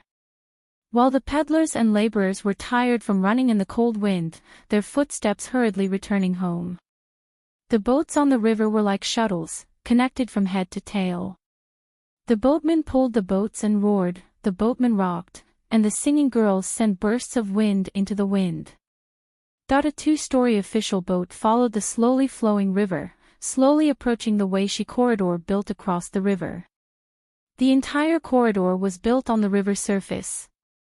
Although it was late at night, the corridor was filled with peddlers and pedestrians, selling all kinds of things. Miss Chow had been sitting at the bow of the boat since early in the morning, holding 2 Weishi eggs, using the excuse of basking in the sun to help the eggs hatch. It was already late at night, and seeing that there was no movement from the eggs, she could not help but lean on the railing of the boat with a gloomy expression. When Mo Lien found his way to the deck, he saw the little fellow shaking her small head as she sighed in despair. That long ponytail at the back of her head swept back and forth around her waist. He could not help but laugh and quickly walked up, hugging her small waist from behind, and pecked her little face without any explanation. "What are you doing? It's going to be cold at night, and you're still standing here to enjoy the wind." The little girl turned around. Her eyes were extremely bright in the dark night, sparkling like stars. Her two little claws were holding on to two weishi eggs the size of pigeon eggs. She looked at him with a gloomy expression and said, "It's been so long, and they still haven't hatched. Do you think they're fake eggs?" Mo Lien could not help but be amused. He lowered his head and pressed against her smooth forehead, chuckling softly, "Not cooking anymore. Pay. You're the one who cooked the phoenix egg and ate it." The little fellow looked unhappy. She looked at him and said with conviction, "Who's a foodie like you?" Mo Lien laughed out loud. She hugged her and swayed her little body. I'm a glutton." Sir Jojo snorted and glanced at him. He rubbed his head against his chest and asked, "Is it okay for us to dock in the middle of the river for one night?" "It's no big deal." Mo Lien smiled and hugged her waist. She raised her finger and pointed ahead. "Look, there are many boats docked there. They are all waiting to participate in the steamed bun festival tomorrow morning." Arbor's eyesight was good. He had already seen many stacked steamers placed in front of the weishi corridor. At this time, Fong Su walked over and bowed without looking sideways, completely ignoring the two's closeness. "Your Highness the Crown Prince, do you want this humble servant to arrange for you to stay in Langfang for a night?" The 30-li weishi corridor was built on top of the river in such a charming manner. It could be said that it almost crossed half of the Weishi River. Naturally, there were places to eat and sleep on top of Langfang. "We came so late. There's still a place to stay on top of Langfang?" Arbor blinked and asked. Fong Su cupped his hands and said respectfully, replying to the Crown Princess, "If your Highness the Crown Prince and you want to go, there's naturally a place to stay." Even if there wasn't, he had to make it.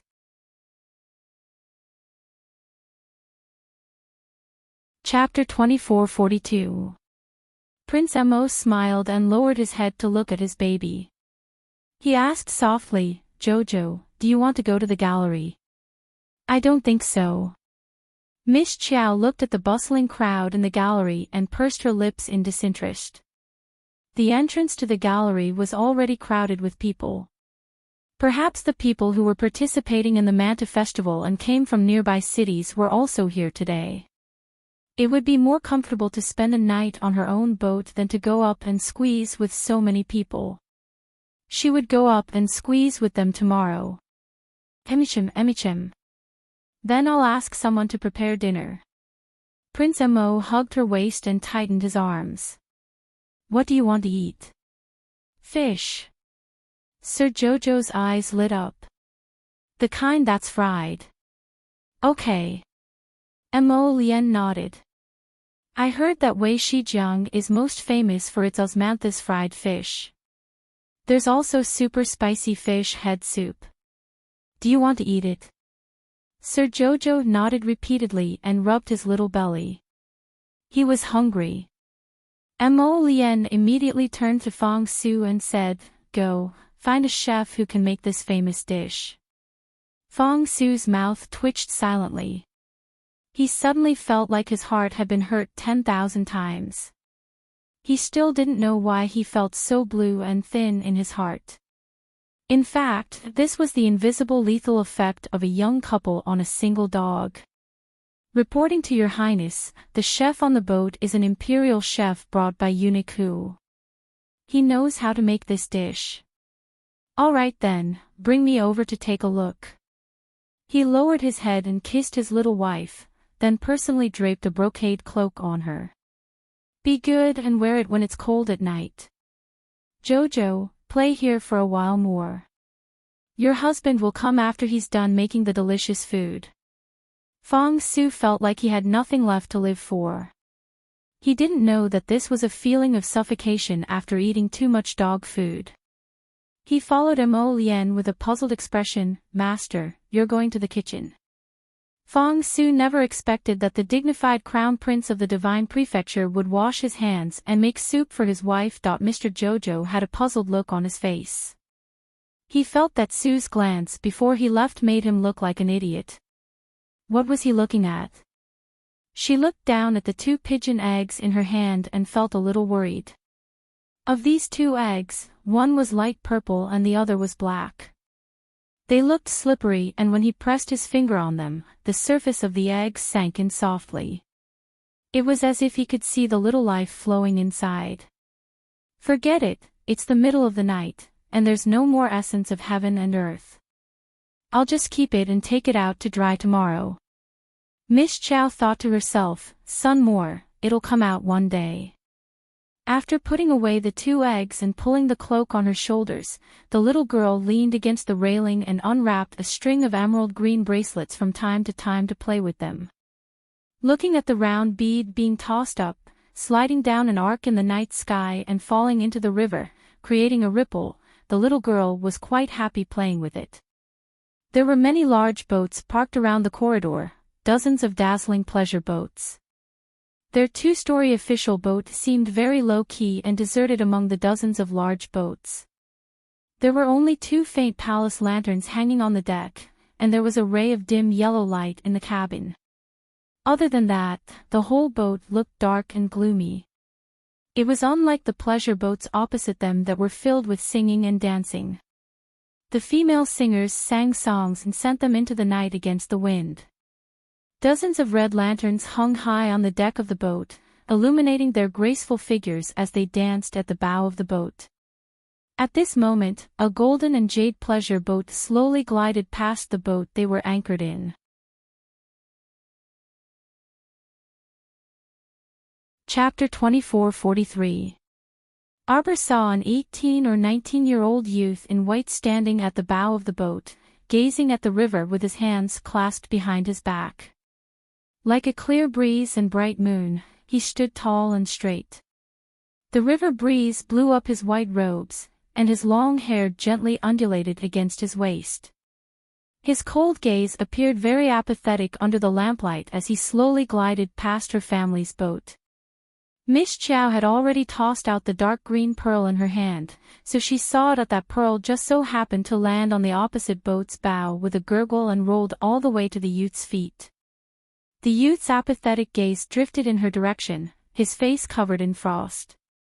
He looked at her as if he was looking at something dirty like a rag. Chow Chow blinked and then looked at the few remaining beads in her hand expressionlessly. She then threw them all into the river. The little stoic's eyes didn't even move as she woodenly glanced at her little brother before retracting her gaze. She then took out a string of translucent white bracelets from her inner world and continued to toss them around for fun after tearing them apart. Young master. Linga hastily ran up to the deck and saw her young master standing stiffly at the bow of the boat, his gaze fixed on the opposite boat. She hastily turned around to look, but that pleasure boat had already passed by in front of Jojo. Lingu only saw half of an official boat's flag and didn't see anything else. There were truly too many boats anchored near the Langfang. She didn't know what power that golden pleasure boat used, but after the discussion ended, it drove away the boat that was originally anchored next to Jojo's and anchored itself there. Miss Chow naturally didn't know what was going on. She only vaguely heard a small commotion on the river, but it quickly stopped. She was already tearing apart her 3rd string of pearls, so she was really bored lying on the railing. Suddenly, she saw a plump and graceful woman carrying a peepa walk out of the pleasure boat with tall lanterns on the opposite boat. As soon as this woman walked out, half of the river stirred up a commotion. Applause abruptly rang out along with a group of laughter. Won Hong Lu's Miss Meng has come out. Ha ha ha. Today's trip was really worth it. To be able to listen to Miss Meng's peepa, I can truly die without regrets. Arbor rubbed his flat belly and threw a pearl in his hand. When he turned his head, he happened to see a white-clothed youth walking out from the third floor of the Golden Jade pleasure boat parked next door. It was the guy who had looked at her as if she was a rag. At this moment, he was looking down at him with a cold expression, his eyes filled with mockery and disdain. Miss Chiao was baffled as she lowered her head to look at her petite body. Very good. She was wearing a fluffy pink cotton-padded jacket and a brocade cloak. She looked like a porcelain doll carved from jade. She didn't look like an abandoned rag at all. This person must be sick. It was more likely that there was something wrong with his vision. Miss Chiao's gaze turned and looked at Miss Meng, who was bashfully playing the pipa with tenderness in her eyes. However, Miss Meng's playing was quite good. The river breeze blew gently, and the sound of the pipa was slow. Miss Chiao felt as if there was a cup of tea missing. She casually wiped her hand and took out a cup of hot spiritual tea from her inner world. As she drank, she admired the pipa music on the opposite side. Anyway, it didn't cost money. Just listen to it. If it could be accompanied by a song and dance, it wouldn't be so monotonous.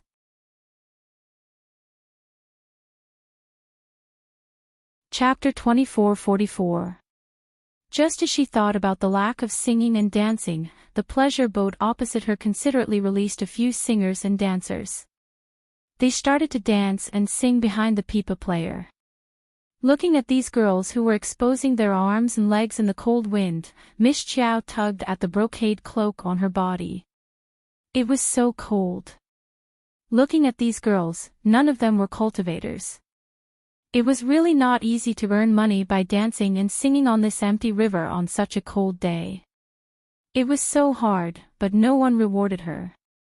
They were all listening to her songs and watching her dance. Arbor shook his head and looked at them sympathetically.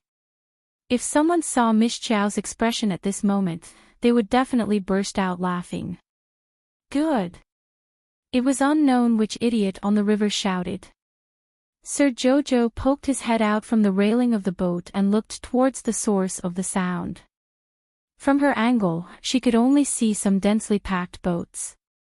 Other than that, she really could not see anything else. However, she did not need to continue looking around. The guy who had called out "good" suddenly flew up into the air. It was unknown which boat he had come from, but in an instant, he landed on the deck of the pleasure boat on the opposite side. He stretched out a folding fan and held up the chin of the pipa girl on the opposite side. He smiled and said, "Miss Meng really played the pipa well. I'll pay 1,000 spirit coins to ask Miss Meng to play the pipa for me for a night." TSK, you only have 1,000 spirit coins and you still have the nerve to bid. Miss Meng, I'll pay 2,000 spirit coins. I'll pay 3,000. One bid after another broke the bustle on the river. Almost all the people on the boats ran over to the deck to watch the show. A middle-aged woman walked out from the pleasure boat opposite them. She stretched out her hands and gestured downwards. Her voice was steadily transmitted into the wind. If you want to listen to Miss Meng play the pipa for a night, the starting bid must be 5,000 spirit coins. Fuck, it's really shady. What's the background of this Miss Meng? Why is her value so high? She's the star of the Myriad Red House. Her value is naturally high. Hey, is that pleasure boat opposite us from the Qin estate? It looks like the clan emblem of the Qin estate. Yes, yes, yes. It seems to be from the Qin estate. After Miss Meng finished her song, she stood up and bowed to everyone. She said softly, "Thank you for your love. This little girl is not talented, I only have one hand on the pipa, which is pleasing to the ears." It was said that Zi Qin, one of the 5 dukes of the Qin estate, was proficient in chess, calligraphy, and painting. She was especially proficient in playing the zither. She was even able to transmit her voice into the rhythm, which was extremely moving.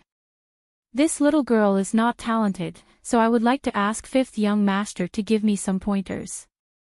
Everyone quickly laughed and said, Miss Mang is too modest. That's right, that's right. I love listening to Miss Meng's lute nocturne. Her playing isn't inferior to fifth young master Chen's. So it really is the Chen Estate's pleasure boat. Fifth young master Chen's zither skills are unparalleled in the world. How can Miss Meng compare with him? When Arbor saw that they were only talking and not performing, he lost interest and continued to lie down. The pearls in his hand were thrown away one by one. Suddenly, that Miss Meng slightly exclaimed.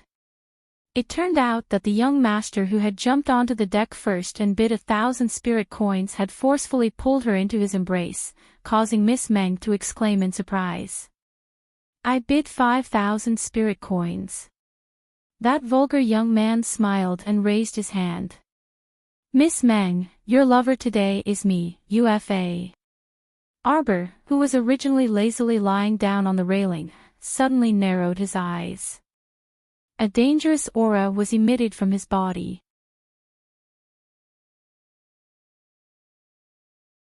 Chapter 24:45. The little stoic looked coldly at the pleasure boat across from them. She carefully sized it up and seemed to recall something.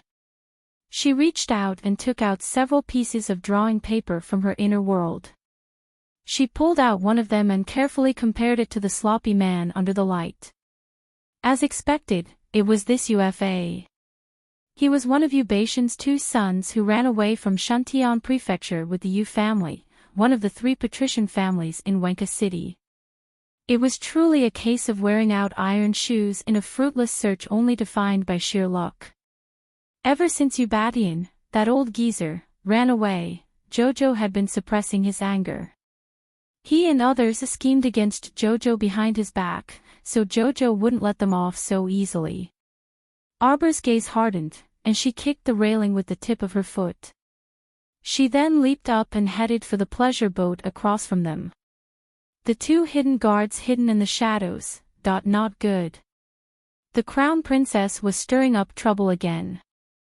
After lightly landing on the pleasure boat, Arbor summoned her ferule and hit the back of UFA's hand without another word. UFA was startled and wanted to retract his hand, but he didn't expect to hear a crisp slap next to his ear. His entire arm went numb from the ferule and drooped down at once. Miss Meng was stupefied. She had seen heroes saving the damsel in distress, but she had never seen a beautiful girl saving the damsel in distress. The middle-aged woman on the pleasure boat was also a bit surprised. She was about to step forward to mediate the conflict, but she didn't expect that the little girl who suddenly flew onto the boat would kick her without any explanation. This time, it hit UFA squarely in the stomach. With a fierce kick, UFA was sent flying, crashing heavily into the window frame. His entire body was embedded in the window frame of the boat, and his 2 legs were dangling. There was absolute silence everywhere. Everyone was stupefied by this unforeseen turn of events. They had seen people fighting over song and dance dancers, but they had never seen a little girl board a boat to fight over song and dance dancers. Was there still justice in this? Arbor didn't care what other people thought and directly walked up. She dragged UFA's legs and threw him to the ground with a look of disdain. After being thrown by the little stoic, UFA looked like a dead pig that was thrown to the ground.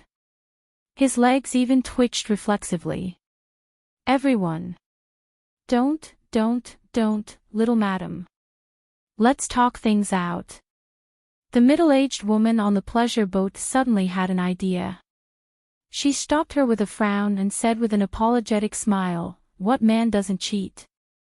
Even if your husband came to our pleasure boat to seek pleasure, young madam, you can't beat him up like this in front of so many of us.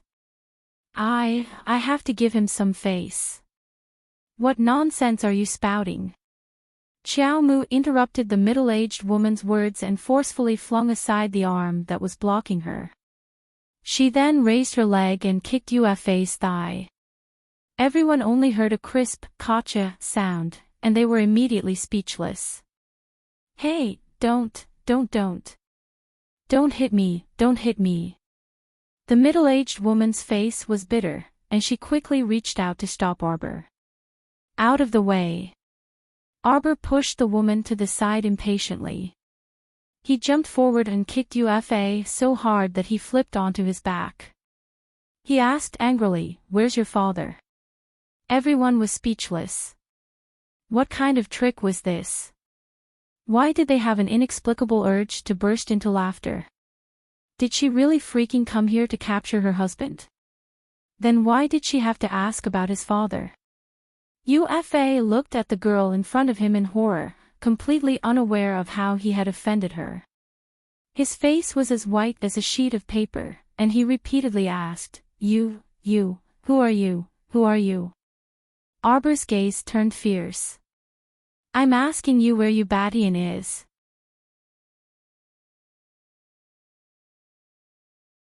Chapter 2446. Ufa was completely stupefied.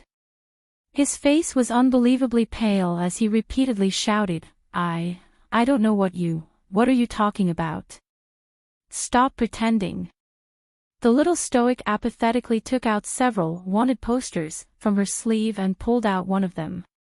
She shook it in front of Ufa and read aloud, Ufa. Male. 26 years old. 3rd level wood spiritual cultivator. Ubatian's second son. Huey's younger brother, Tuo's second older brother. Everyone, good heavens, there really was a detailed description attached to a wanted poster. However, what was with this inexplicable comical feeling? You still want to deceive Jojo. It's all written here. You still want to deny it. Do you think the whole world is retarded just because you're retarded? The little girl angrily kicked Ufa in the stomach. Speak. Where is that old geezer Ubadian hiding? If you confess to him, I'll spare your lowly life. Ufa suddenly had an urge to cry. What kind of bad luck did he have today? How did he encounter this kind of ancestor? If he had known earlier, he wouldn't have acted cool and jumped up to tease Miss Mang. Look at the situation now, he really couldn't get out of the situation. No matter how he looked at it, he felt sad and pitiful. Great aunt. Great aunt. You listen to me, speak. Speak. Ufa pulled a long face and shrunk back uncontrollably in lingering fear. That my dad. Ever since I came to the Divine Province, I really haven't seen him. Great aunt, every injustice has its perpetrator, every debt has its debtor. If you have any enmity or grudge, you can find my dad and not me. I'm innocent. Great aunt. Everyone. Miss Chiao looked at him expressionlessly. Leaving you alive is also a scourge. No, I definitely won't be a scourge, no. Ufa's brain spasmed, and he hastily knelt down and kowtowed piously. Great aunt. Oh, my dear great aunt. I, Ufa, can swear to the heavens that I only want to eat, drink, be merry, and follow my heart in this life. I don't want to care about the Yu family's lousy affairs. Please spare me, spare me. Arbor looked at him impassively. Ufa hurriedly knelt on the ground and cupped his hands as he cried out, I swear. If I, Ufa, say a single false word, then let me be burned by heavenly fire, be struck by heavenly lightning, and die without a burial ground. As he spoke, he looked at Arbor with a fawning expression. I can write an oath to prove that I'm not lying. That old man of mine, miss, you don't have to say, I also hate him. He wasn't an upright person. When he arrived at the Divine Land, he took my little brother with him. I don't know where he went. From that day onwards, I no longer recognized him as my father. Speaking of which, I'm also wronged. My father has never loved me since I was young. Although I'm a member of the Yu family, no one in the Yu family cares about me. I no longer have anything to do with the Yu clan. The right and wrong of the Yu clan have nothing to do with me. UFA pointed to the sky and the earth. Everyone looked at each other, speechless. There were even people who couldn't help but snicker at UFA's cowardice. Actually, UFA wasn't lying. When he was in the middle 6 prefectures, he wasn't as capable as his 2 brothers. He spent the whole year roaming the red light district and made Ubatian lose face. Not to mention that UFA didn't treat the Yu family as his home, Ubatian didn't treat UFA as his son long ago. If it weren't for the fact that this second son had coincidentally hugged his thigh and escaped the Yu family with him, Ubatian wouldn't have cared about this good-for-nothing. He was simply a good-for-nothing.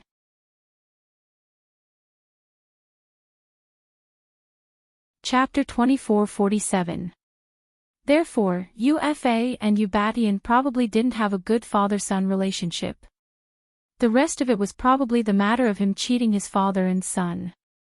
The little girl definitely didn't expect that this person's desire to live was so strong that he was even willing to sign the oath.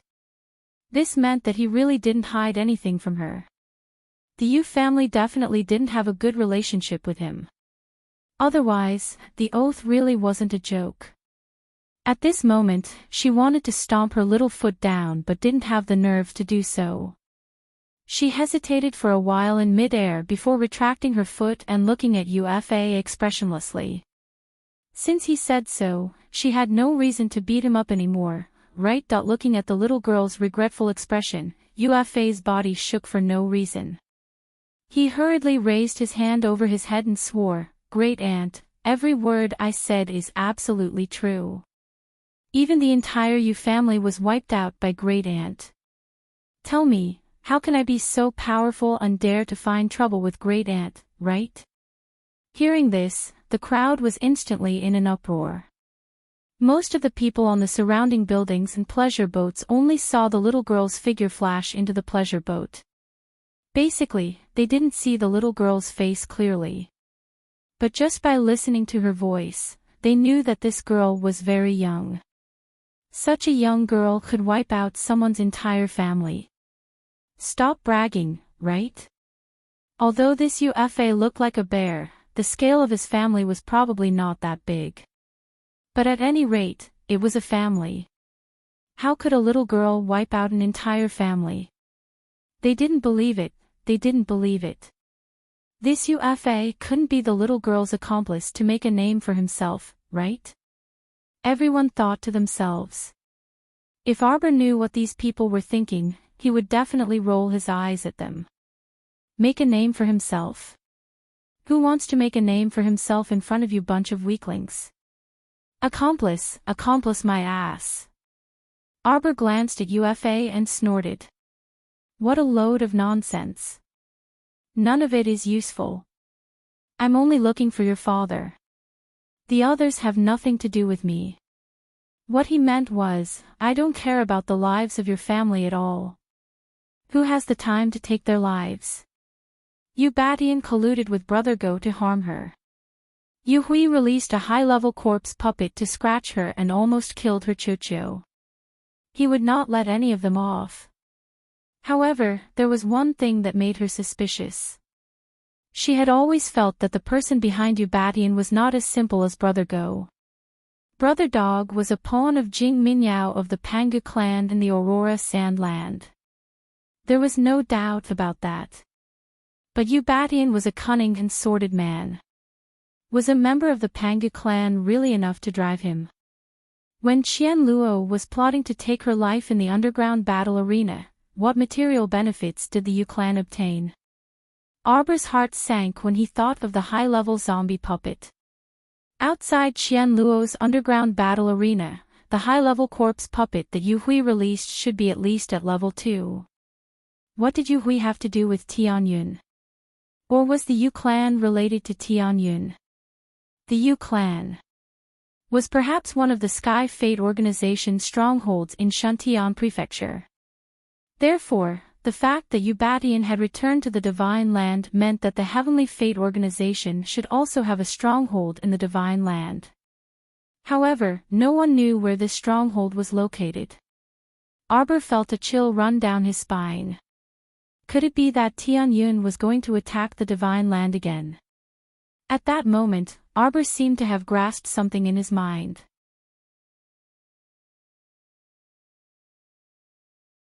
Chapter 2448. Unfortunately, that spiritual light slipped by too quickly and disappeared again in a hurry. Arbor glanced coldly at UFA. When she saw this man's cowardly appearance, she didn't feel like attacking him anymore. She retracted her foot and glared at him. Why aren't you writing? UFA. He quickly took out a pen and paper from his inner world and wrote an oath. He even bit his finger without hesitation and pressed his thumbprint onto the paper. When Arbor saw his decisiveness, she had nothing to say. What should she say? She wouldn't get Ubatian's whereabouts even if she interrogated this punk. She was very easy to talk to and would leave everything to fate.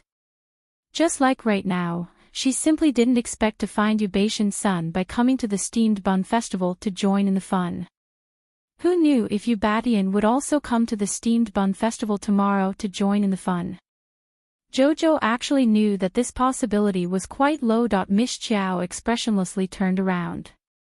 Everyone was taken aback when they saw the little stoic's exquisite and beautiful face at first glance.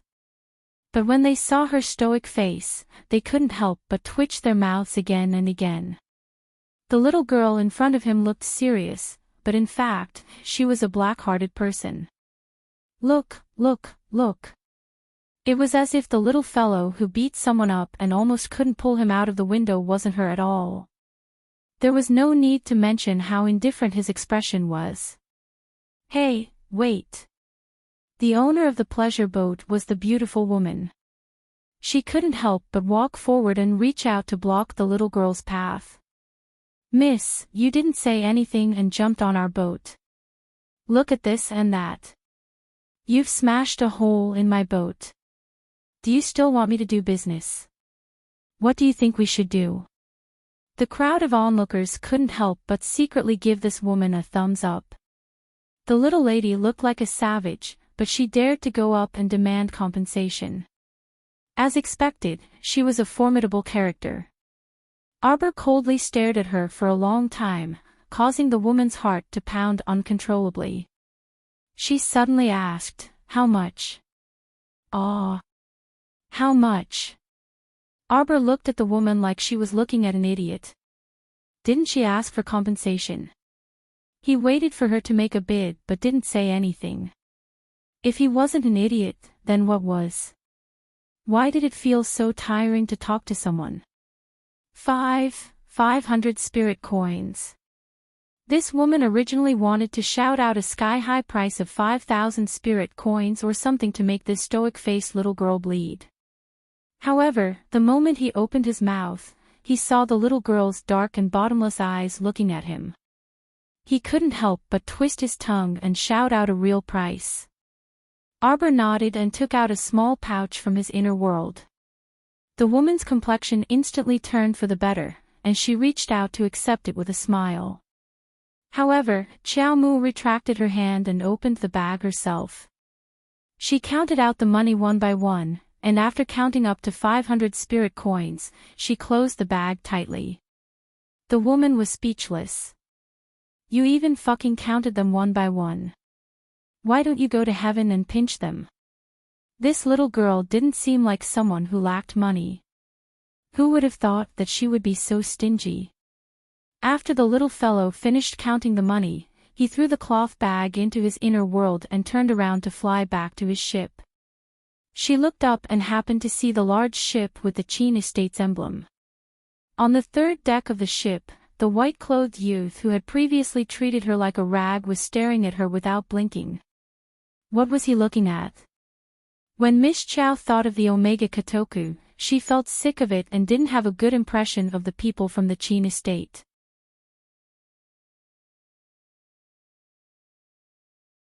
Chapter 2449.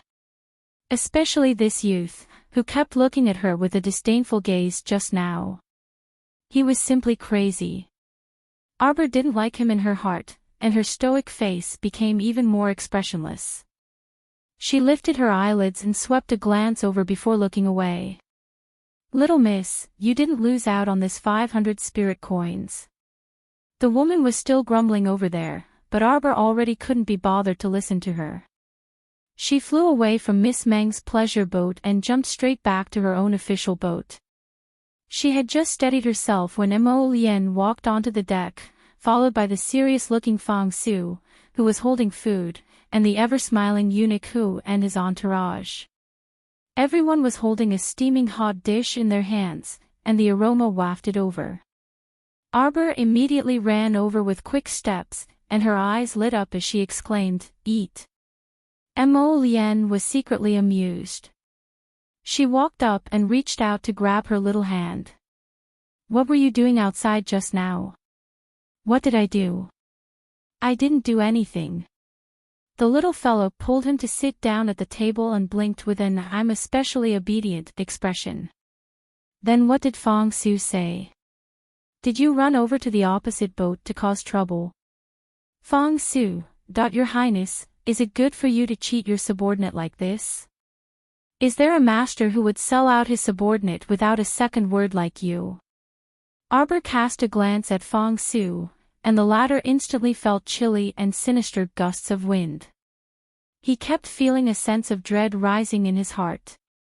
He wouldn't be unlucky, right? "I saw an acquaintance, so I went over to say hello. It didn't take long either. It's delicious." Arbor took the fish soup that he scooped for her and drank half a bowl. She felt warm all over and the taste was extremely good. She hurriedly handed the bowl over to him for another bowl. The corner of Fang Su's mouth silently twitched. Half a quarter of an hour ago, he came up to the deck to take a look. At that time, the Crown Princess was clearly on the opposite deck, and she beat up an unlucky man. The Crown Princess's way of greeting was really special. Fang Su wanted to chuckle, but when he saw the little girl's eyes staring at him, he didn't know why, but he couldn't bring himself to laugh. Look at how terrified he was. A big man like him was defeated in front of a little girl. It's Yu Baishan's second son. He's such a coward. Arbor snorted. "I can't be bothered to lower myself to his level." Fang Su said in his heart, "If you had the same level of knowledge as other people, would that unlucky fellow still be alive? Is the Qin Estates ship next to us?" The Crown Prince reached out to hold her small hand as he asked in a soft voice. Arbor nodded. "Ignore him." Arbor nodded again. Of course, she wouldn't bother with them for no reason. She still didn't want to see Omega Katoku. Early the next morning, Xiao Mu was woken up by the clamorous laughter in the corridor outside. Moving his little arm, the little fellow opened his eyes and saw his husband's handsome features right in front of him. He immediately felt that his beautiful day had begun. "Have you seen enough yet?" Mo Lien opened his eyes with a grin. Because he had just woken up, his voice was still a bit gloomy and hoarse. "Not enough." The little girl shook her head vigorously, causing the man to laugh in a low voice. By the time the two of them started to dawdle, an hour had already passed. After washing up, Arbor pulled his hand and walked towards the deck of the ship. "Let's go and see the results of last night." Mo Lien raised his brows slightly. "Results?" Arbor nodded her small head. "That's right. I threw a lot of beads into the river last night."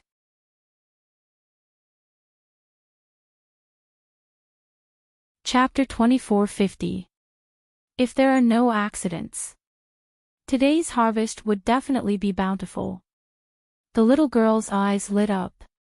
Mo Lien held her little hand and smiled as they walked to the deck together. He said in a low voice, "Yesterday, that kid from the Yu family didn't stay here. He ran away with his tail between his legs." Arbor nodded. Don't bother about him. He's just an unloved fellow. He's completely useless. Thinking about how she had to compensate him with 500 spirit coins last night, Miss Chow couldn't help but feel her teeth ache. If not for the fact that she was in the wrong last night, let's see if she would compensate him. Mo Lien looked down at her lively little expression and couldn't help but chuckle. He leaned in and kissed her ear. Jojo, your little expression is very interesting. Arbor was expressionless. She looked up at Prince Mo and snorted softly at him. As they spoke, a commotion could be heard from the deck of the ship outside. When Arbor walked up to her deck, she realized that the ship opposite her was already filled with people.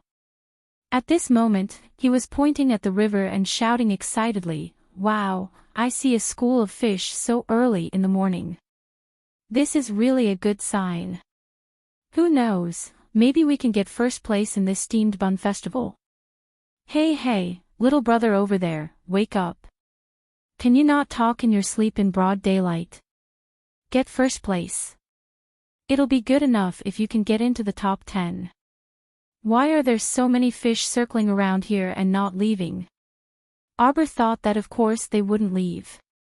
She didn't throw in so many pearls and bracelets that smelled of medicine last night for nothing. Jojo. Mo Lien's eyes brightened. He looked at his little wife and whispered into her ear, "These ingredients are quite fresh. Bring them back to Fish Orchid Planet in batches to raise them." She just felt that there were too few fish in the waters of Fish Orchid Planet. Her Lien indeed understood her intentions. He knew what she was going to do after she made a fuss. Cough. Miss Chow expressionlessly took out a storage talisman and swiftly threw it into the air. The talisman's energy expanded, and the school of fish in the river was sucked into the talisman. Needless to say, this scene was truly stunning. The people on the nearby boats all gasped and asked in a trembling voice, "What is she doing?" "Collecting fish, oh my god. Wasn't this too excessive?" Looking at the fishes entering the storage talisman like a string of beads, everyone almost forgot how to speak in that instant. The visual effect was too shocking. "I have a storage talisman with me. Mother, looking at this situation, this storage talisman isn't a blue talisman, right? I also want to buy a storage talisman, but it's a pity that it can't even be sold on the black market. Damn it." While everyone was prattling on and on, Xiaomu had already collected all the fish that had gathered here into her storage talisman without batting an eyelid or skipping a beat in her heart. At this moment, everyone saw clearly. This little girl who had taken out a storage talisman and openly collected such a large school of fish was the little fellow who had jumped onto Miss Meng's boat to beat her up last night. Last night, the sky was dark and hazy, so it wasn't very clear. Today, under the rising sun and separated by the surging river, the sky was blue and the waves were blue. Oh my god, this little girl's face was a little too beautiful. The plain-clothed man beside her was also a rare handsome man in the divine continent.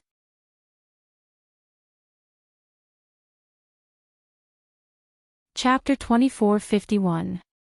That's too fucking shameless. How could this little girl be so shameless as to take in such a large school of fish all by herself? Ow, ow.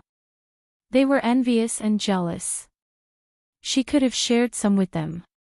Not to mention the onlookers on the pleasure boat, even the boatmen on the boat were so envious that their eyes turned red.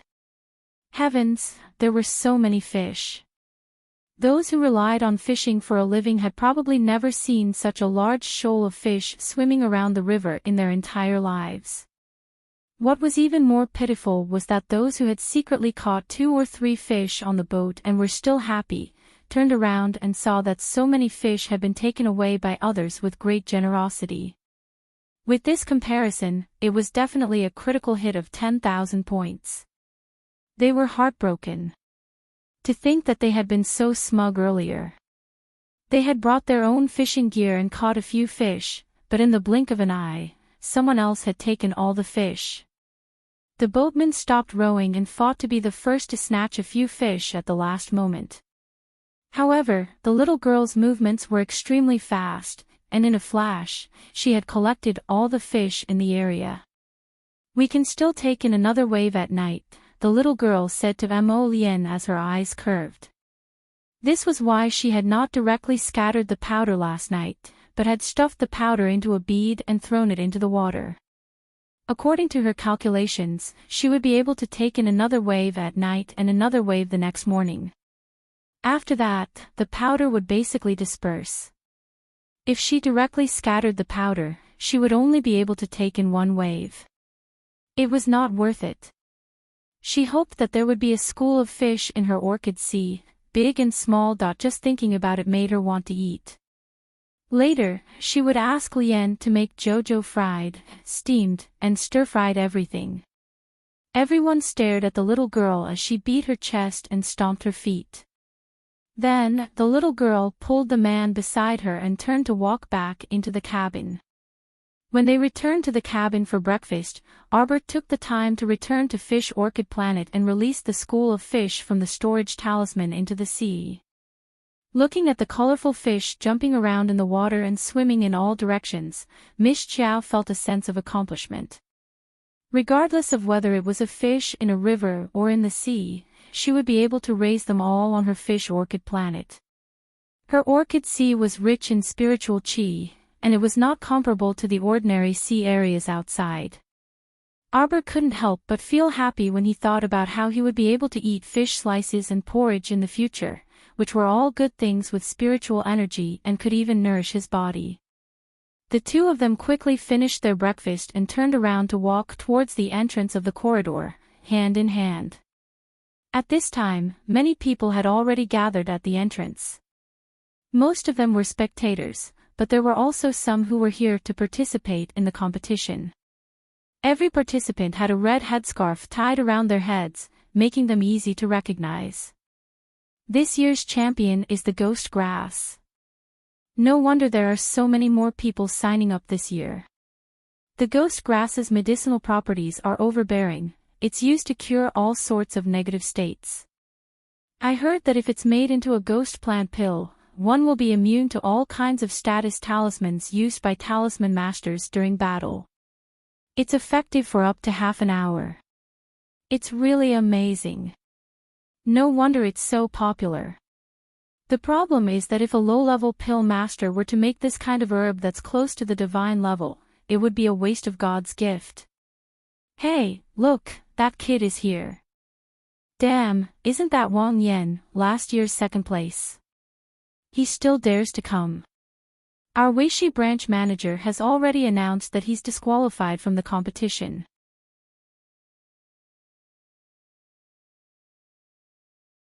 Chapter 2452.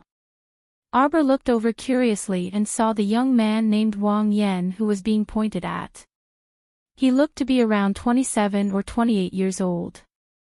He had an ordinary face, but his eyes were exceptionally sharp. Wang Yan, why are you here? A busybody laughed and mocked. The president of the Weishi Pill Guild has already given the order to not allow you to participate in the Manta Festival. What's wrong with you? You don't take the president's words seriously. The crowd burst into laughter. Who knows, maybe Wang Yan is still thinking of getting first place.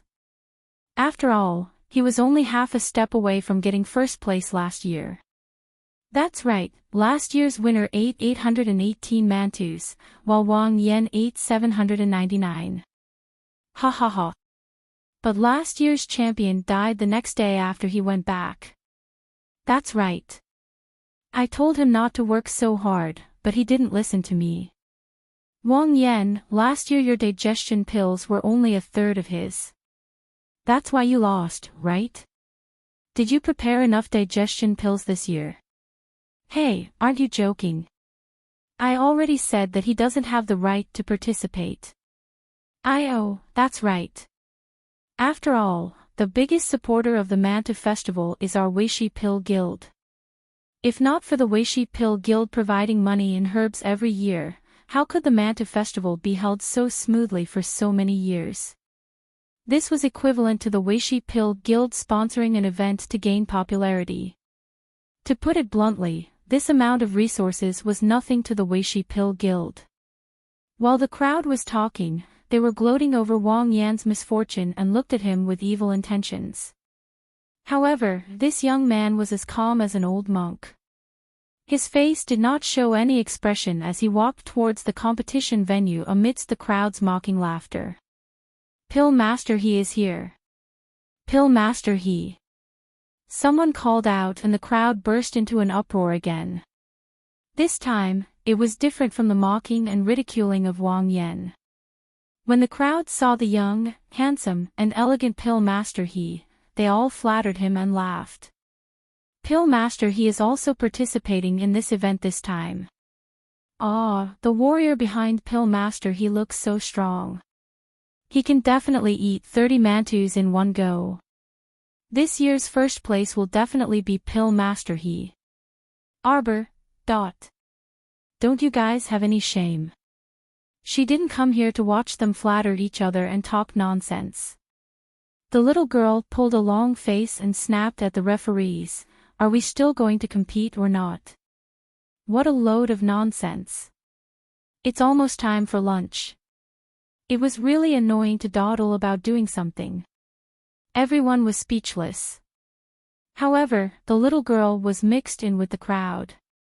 When everyone turned around, not everyone could see her. A middle-aged man, who was in charge of hosting the Steamed Bun Festival, cleared his throat and said, "All right, I believe everyone can't wait any longer. Our Steamed Bun Festival has officially begun. We'll split it into 2 projects. Today is a mantu eating contest. I'm sure everyone knows the rules, so I won't go into detail.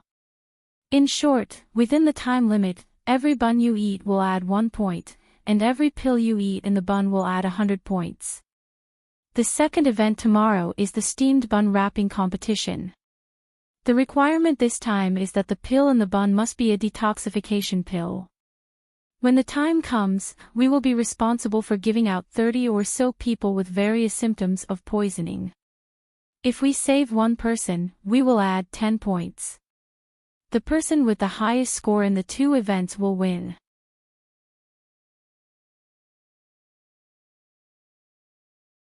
Chapter 2453.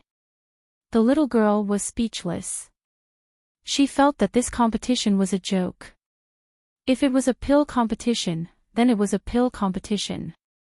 Why did you have to make people eat steamed buns? Furthermore, they had to eat so many steamed buns. Last year, someone even died from eating them. Could it be that if the pill was not eaten in the steamed buns, it would lose its effect? That can't be right. Is there a second event this year? I feel that this competition is getting more and more complicated. Yes. I remember that 5 or 6 years ago, it was just a simple steamed bun eating competition. It was jointly organized by a few rich families in the city to help the poor. The prize for the first place was 5,000 spirit coins. Yes, I remember that too.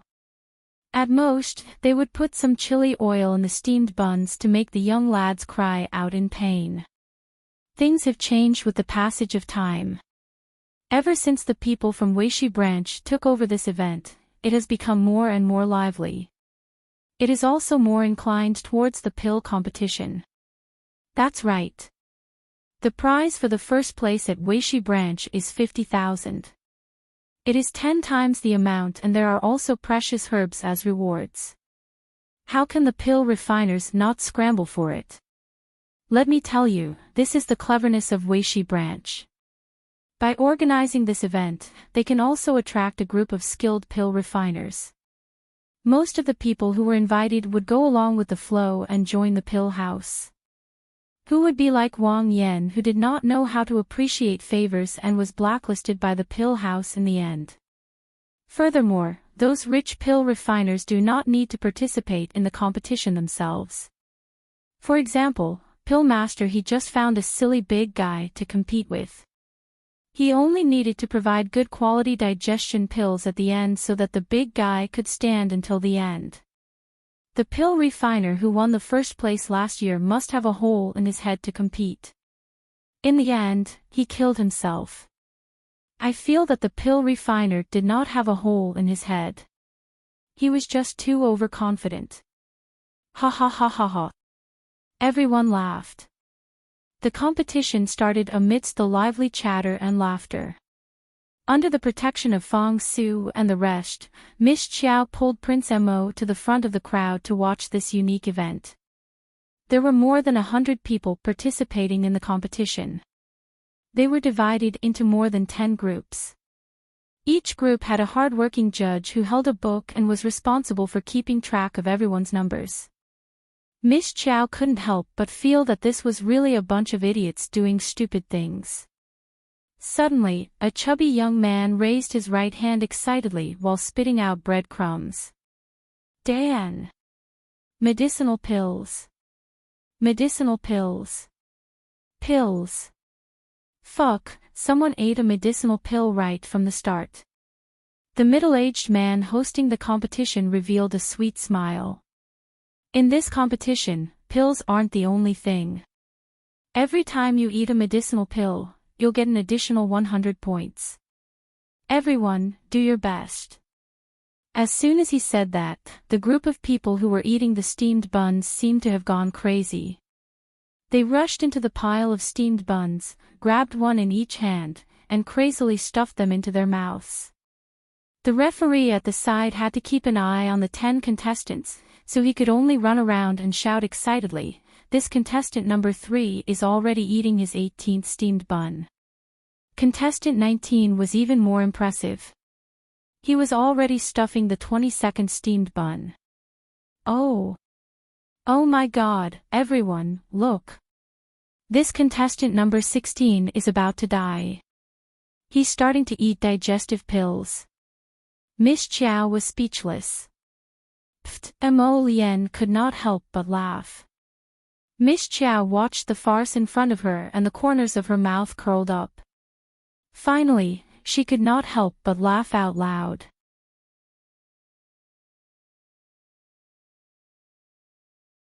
Chapter 2454. This group of jokers was too hilarious.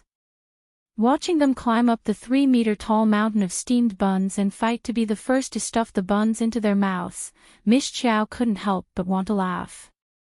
Too hilarious, this competition. Little did she know that the Crown Prince was all smiles as he lowered his head to look at her laughing to her heart's content, his eyes rippling with a faint smile.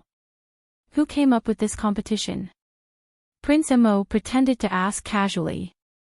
Fong Su bowed at the side and said, "It's the manager of the Weishi branch of the pill house, right? I heard that his surname is Wang. He's a pretty good talent." Mo Lien nodded with an indifferent expression, but the smile in his eyes couldn't be concealed. He reached out to hold the little girl's small hand and looked at her laughing heartily. His heart was filled with joy. Look, his Jojo was laughing so happily. Wasn't this just a talent? He even made his wife laugh so much. Fong Su's mouth twitched fiercely. Was His Highness praising Manager Wang? Wasn't that right? Wasn't that right? He couldn't be wrong. Manager Wang was such a joker. Calling him a talent. Forget it. Fong Su was a middle-aged single dog. He was completely unable to understand the Crown Prince's joy at this moment. The Crown Prince was rather happy at this moment. There was no other reason. His wife was happy. His wife was smiling. He was naturally very happy. His little wife was usually very cold. It wasn't an exaggeration to say that the number of times she smiled could be counted with one's fingers. It was rare to see her smile like this. It was really too adorable. The Crown Prince's heart was brimming with love. He reached out to hold his wife's small waist and very considerately reached out to gently stroke her back to help her breathe. Then, He raised his hands to point at the mountain of steamed buns and shouted, "Jojo, Jojo, look at that person. He's rolling down from the mountain of steamed buns. Jojo, Jojo, look. That guy is eating steamed buns left and right until he's vomiting. He's even vomiting on someone else's head. Does he still want to recover?" Ha ha ha ha ha. Miss Chow felt that it would have been better if the Crown Prince didn't explain. Once he did, she wanted to laugh even more. It was too funny. This messy situation in front of them. Words like these attracted the attention of the surrounding people to the man who was gloating. Even if we were laughing at those fools in our hearts, we wouldn't dare to say it out loud. Fong Su's face was taut, and his solemn expression suddenly cracked a little. "Crown Prince, can you not be so eye-catching?" Prince Mo couldn't be bothered with other people's gazes. He only glanced at his wife in his arms. He felt that when the little fellow smiled, the entire winter day became brighter, sweeping away the heavy atmosphere from before. Although the surroundings were withered, it was inexplicably gorgeous like a mountain flower. His Jojo was happy. That was great. Clang! A man with a bronze hammer struck the gong. The middle-aged host's fast-paced voice rang out, "Good, good, good. Rest for 3 minutes. If you don't have enough digestive pills, you can go to the site to buy some." Wretch! The sound of vomiting drowned out the host's voice. Everyone was speechless. "Don't fucking throw up here. If you vomit like this, who will be able to eat later, you clown? Hurry up and take them away, take them away." After a round of commotion, the 2 vomiting youths were carried away. Miss Chiao laughed heartily. The surrounding crowd also couldn't help but laugh wildly.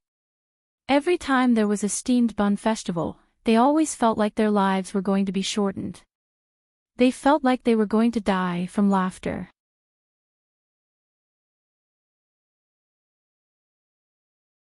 Chapter 2455. Pill Master. He rushed forward as if he was flying. He even brought 3 or 4 people with him to form a small team. At this moment, he helped the burly man who was retching to the side. One handed him a face towel, another used professional techniques to massage his stomach, and another took out 2 digestive pills from a bottle and gave them to the burly man. Come, swallow it. Swallow him.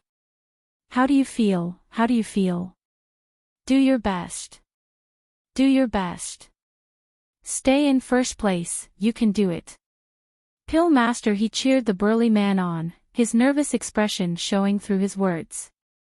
Damn, just for a piece of ghost grass. Miss Chiao turned around and buried her head in the Crown Prince's embrace. She tugged at his clothes and laughed until her entire body twitched. The Crown Prince smiled and rubbed the back of her head. Jojo, let's stay for one more day. We'll leave after watching the second event tomorrow. He had a premonition that tomorrow's steamed bun wrapping competition would definitely be filled with amusing people. It would definitely make Jojo laugh. Fong Su's mouth twitched. Why did they have to stay for one more night? Digestive pills. Who has digestive pills? I want to buy them. A loud shout was heard. Following that was a mocking laughter. Hey, Wang Yan, your companion's expression seems to be very ugly. Don't tell me he's going to explode from overeating. TSK, the moment you participate in the competition, you'll be in second place forever. You can't change that, can you? Shut up. Wang Yan coldly glared at the man. He then looked at the surrounding crowd. Everyone. Is there anyone selling digestive pills? I'll buy them all. Digestive pills were not rare pills. Immediately, 2 or 3 people raised their hands and offered to sell them. However, the price was very high. This digestive pill was only a middle-grade pill.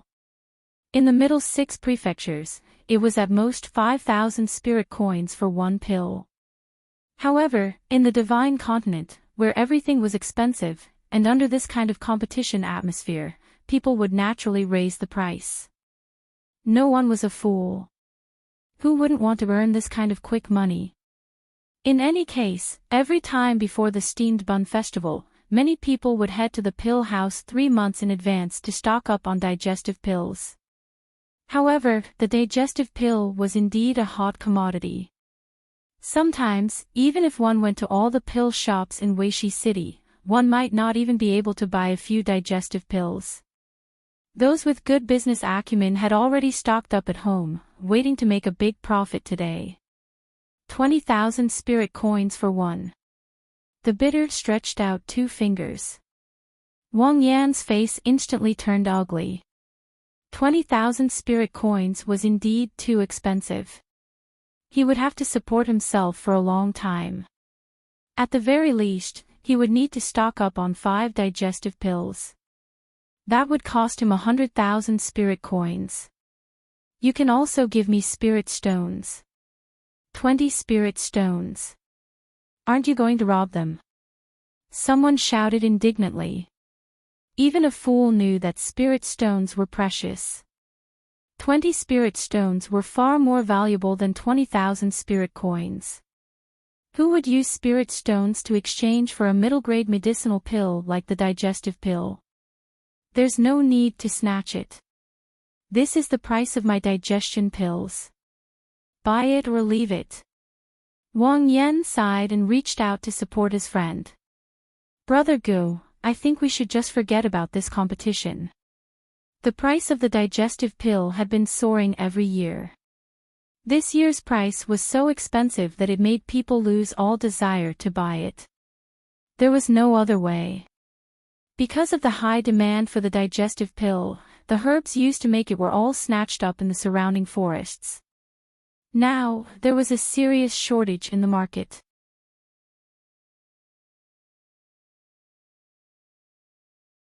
Chapter 2456.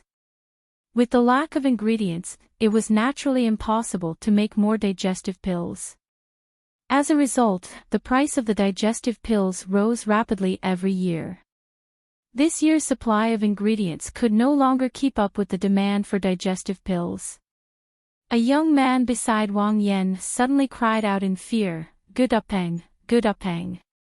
Wang Yan looked down and saw that the man beside him had his eyes tightly shut. His face was pale and his body was trembling slightly. He ate too much. He must take the digestive pill immediately. Wang Yan was shocked and hurriedly shouted to the person who offered the highest price, I'll buy one. Unexpectedly, that person shrugged and said, I'm sorry, the price is different from before. It's 30,000 for one pill. Wang Yan's expression became more and more unsightly. He looked at the other people who wanted to sell the digestive pills. Unexpectedly, those people had discussed beforehand and would only raise the price instead of lowering the price. Thus, Wang Yan was in a tragic situation. Friend, I only have 20,000 spirit coins on me. How about this, I'll give you 20,000 spirit coins first and later. Don't talk about later. We're not that close. Who knows if you'll run away in the middle of the transaction? Who will take the rest of the money from me? Wang Yan's face was filled with anger as he clenched his fists tightly. However, Gudupeng's life was in danger and he could only lower his head and admit defeat. Little Chow, let's pool together the spirit coins we have and buy a digestive pill for your brother Gu. Hey! Come buy it from me. At this moment, a crisp voice interrupted the crowd's sighs. Wang Yan turned around and saw a porcelain doll with exquisite features waving its little hand at him. For a moment, he couldn't help but feel excited. Wang Yan walked forward and asked, Miss, you also have digestive pills? Yes. Of course, Arbor wouldn't tell him about the ultimate pills like the digestive pill.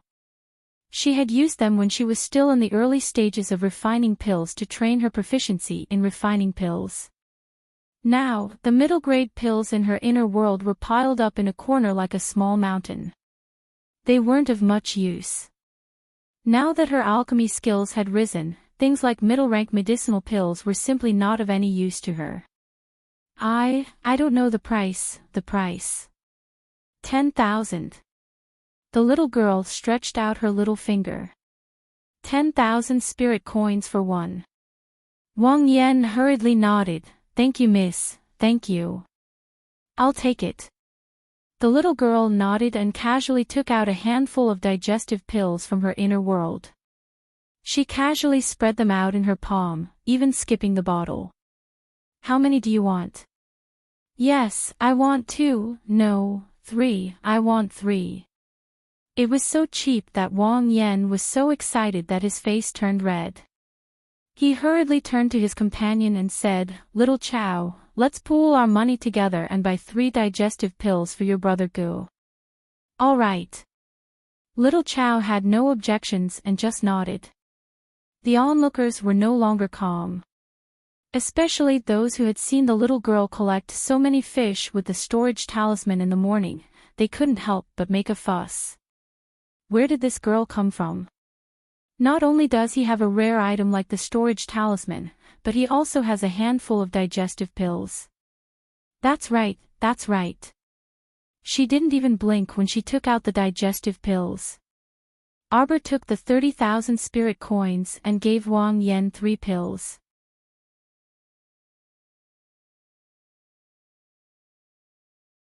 Chapter 2457. Following that, Arbor raised his head and looked at the surrounding people who were eyeing him covetously. He raised his hand and asked, Is there anyone else who wants to buy? 12,000 for 1 pill.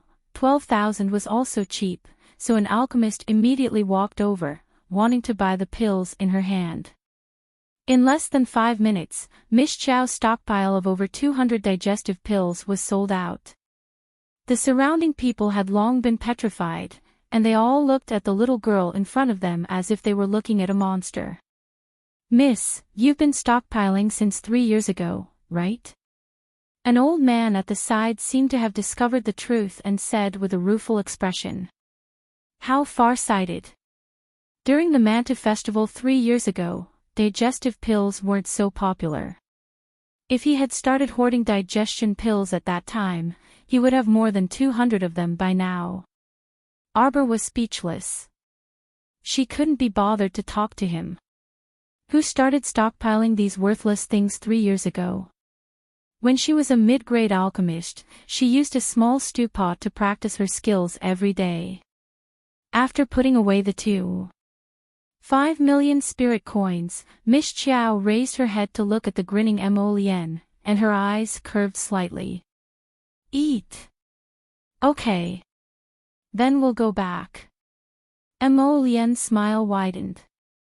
Holding the little fellow's hand, the two of them turned and were about to leave when they saw a group of people walking over from the entrance of the corridor. The white-clothed youth in the lead was looking at Arbor with his cold eyes.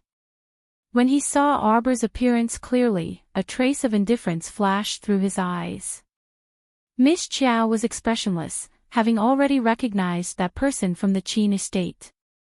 However, the two of them had never met before, and there was no need for them to meet now. Lingu jogged along beside her young master. Following her young master's gaze, she also couldn't help but look up at Arbor. He was a little stunned by the little girl's beauty, but that was all. Thinking of how his young master hated women, he hurriedly followed a few more steps. Suddenly, a soft and pleasantly surprised voice was heard. Fifth brother. A young girl dressed in pink ran out from the crowd. Her small face was filled with shyness as she looked at the white-clothed youth. Like a butterfly flying through flowers, she ran in front of the Qin estate's fifth young master. Fifth young master Qin's aloof expression fiercely changed, and his handsome face instantly seemed to distort. He hastily retreated a step, and his eyes revealed a trace of ruthlessness and fury. Kill her. Arbor. These words sounded very familiar, but they made her feel very unhappy. Behind the fifth young master, a black shadow immediately leaped out. Like a killing machine, it stretched out its big hands like iron pincers and twisted the pink-dressed girl's slender neck. Ah, ah, ah, ah. The pink-clothed young girl looked at fifth young master Qin in bewilderment. She wanted to struggle, but her hands were powerlessly hanging down. Her eyes were filled with fear, as if she had not expected that her devotion to him would be exchanged for such an outcome. Seeing that the young girl was about to lose her life on the spot, another calm woman's voice was heard from outside the crowd. "Please stop." A woman with a long face and fair complexion squeezed out from the crowd leisurely in her long skirt and calmly stood 10 steps away from the fifth young master. This woman was extremely beautiful, with almond-shaped eyes and rosy cheeks, and her entire body exuded a trace of calm and dignified aura. She wore a light yellow gauze skirt with gold silk, and her hair was simply coiled into a young girl's bun. She only used an extremely precious jasper hairpin to hold her hair in place. She looked simple yet generous, and she carried a good complexion.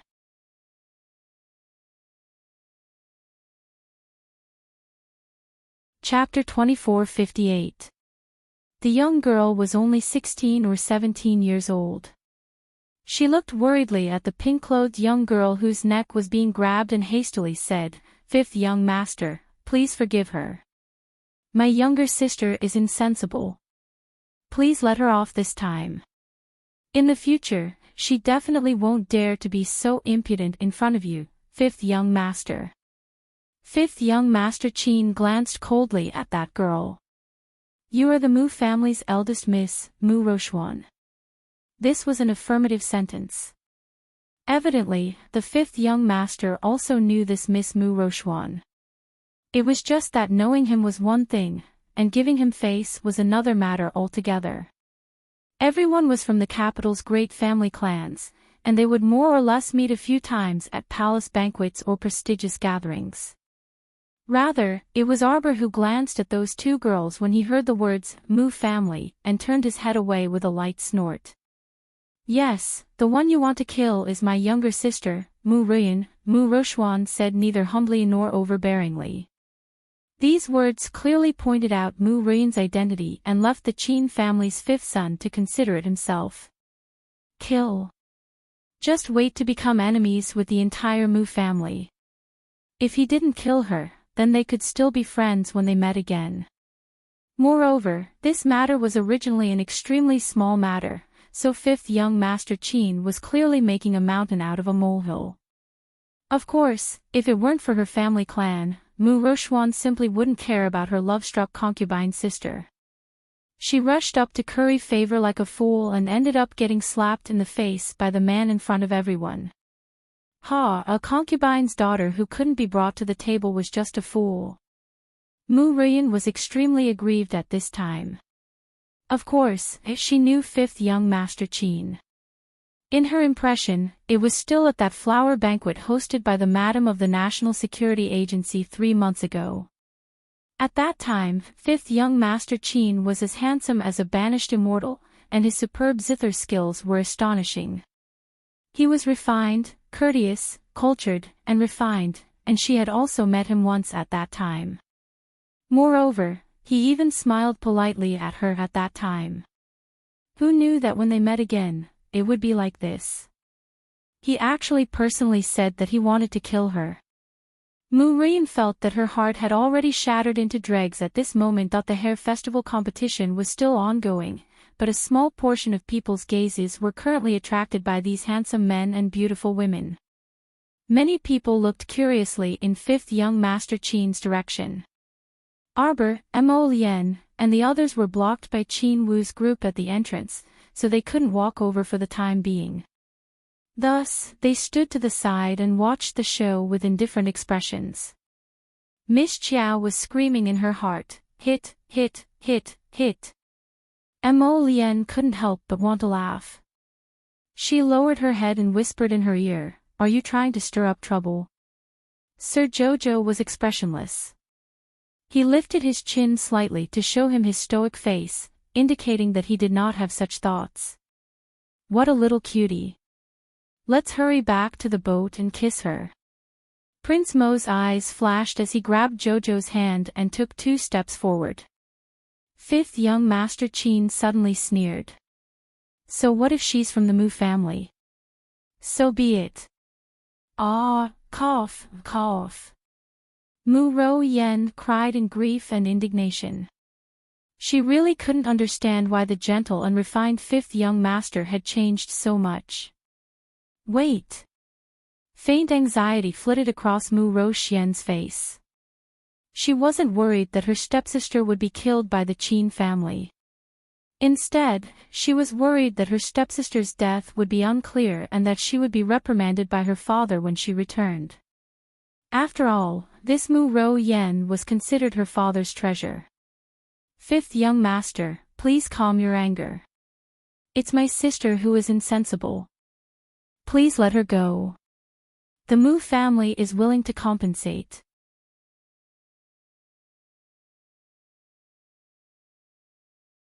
Chapter 2459.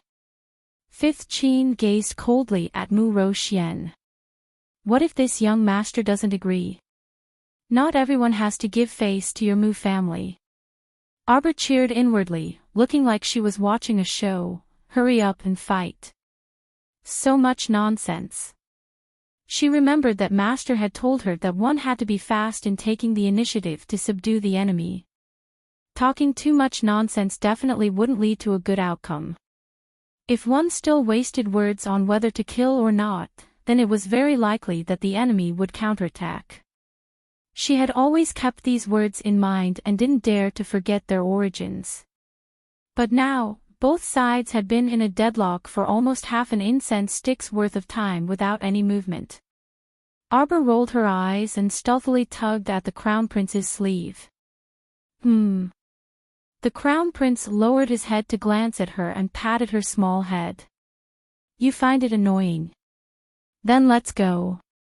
Presumably, there wasn't much to see in this liveliness. Arbor thought so too.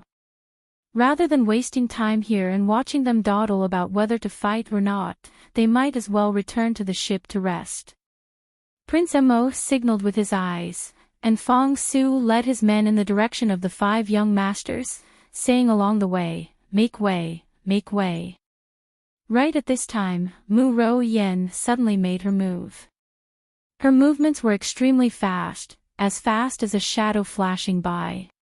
She had already arrived in front of that hidden guard from the Qin estate and flung an attack talisman over at extreme speed. However, that hidden guard from the Qin estate wasn't an ordinary person. He didn't even bat an eyelid when he saw the attack talisman approaching, nor was he too shocked. A spirit saber abruptly jumped out of his conscious and cut off the attack talisman's power with a whoosh. Mu Ro Yen knew that this fellow before her wasn't so easy to deal with. At the same time that she flung out the attack talisman, she had already summoned her contracted spiritual beast, the heavenly cyan spirit fire python. The python suddenly occupied a large space at the entrance of the corridor, scaring all the onlookers into running into the corridor. In this way, they would truly occupy the entrance. Seeing that they had really started fighting, Arbor wasn't in a hurry to pull Mo Lien back to the ship. She also wanted to see how strong this Mu family's eldest miss was. From the looks of it, her talisman crafting level had probably entered the yellow level. She should be 16 years old this year. From the perspective of a normal person, for her to step into the ranks of a yellow-level symbol master at the age of 16, she was absolutely a genius among geniuses. She was fully deserving of the title of the Mu clan's genius eldest young miss. Her outstanding elder brother, Mu Xingqian, might not have been as good as her when he was 16 years old. But that was because there was no comparison. If there was no comparison, then there would be no harm. Most people in the Mu family did not know of the existence of Arbor, so in their eyes, the eldest daughter of the Mu family, Mu Roxuan, was definitely at the peak of the younger generation of the Mu family. But now, Arbor was back. Arbor set foot on the land of Divine Land. Arbor's appearance would immediately break the record of being the youngest black-level symbol master in the history of the Mu family. Bang!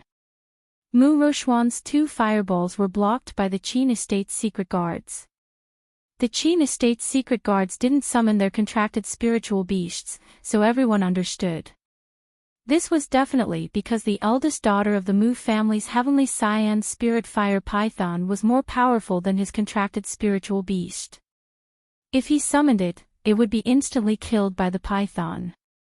Perhaps he would even suffer a backlash from his contracted spiritual beast being injured.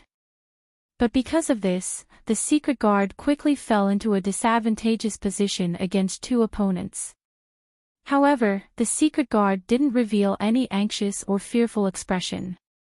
Instead, he calmly took out a bottle of medicinal pills from his pocket and swallowed one.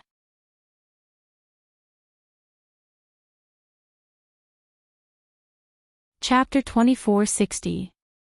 Soon, his undulating spiritual energy surged, and his speed became crazily fast. The spirit saber in his hand was covered in a layer of frightening earth spiritual power. As the saber slashed down, everyone felt the corridor's entrance shake. The stone bricks on the ground were also lifted up and smashed towards Mu Roxian's face like a dragon. Mu Roxian gritted her teeth, but her hand speed was still very fast. Taking advantage of the celestial azure spirit fire python's entanglement with the Qin Estate's hidden guard, she pulled that eyesore of a concubine sister over and ruthlessly pushed her back without any mercy. Mu Ro Yen was pushed to the ground and fell in a sorry state. After being frightened like this, she didn't care about her face and immediately burst into tears. Mu Roxian frowned and felt a wave of irritation in her heart. She already knew that this concubine sister didn't do things properly and didn't have any brains, but she really didn't expect that she would be able to make her lose face in public. If it wasn't for her father's order for her to bring this concubine sister to Weishi City to handle some matters, she definitely wouldn't have brought her along. She was annoyed just by looking at her. She was only a year younger than her and was already an adult of marriageable age, but she still acted like a child. Of all the people she could provoke, she chose to provoke the Qin Estate.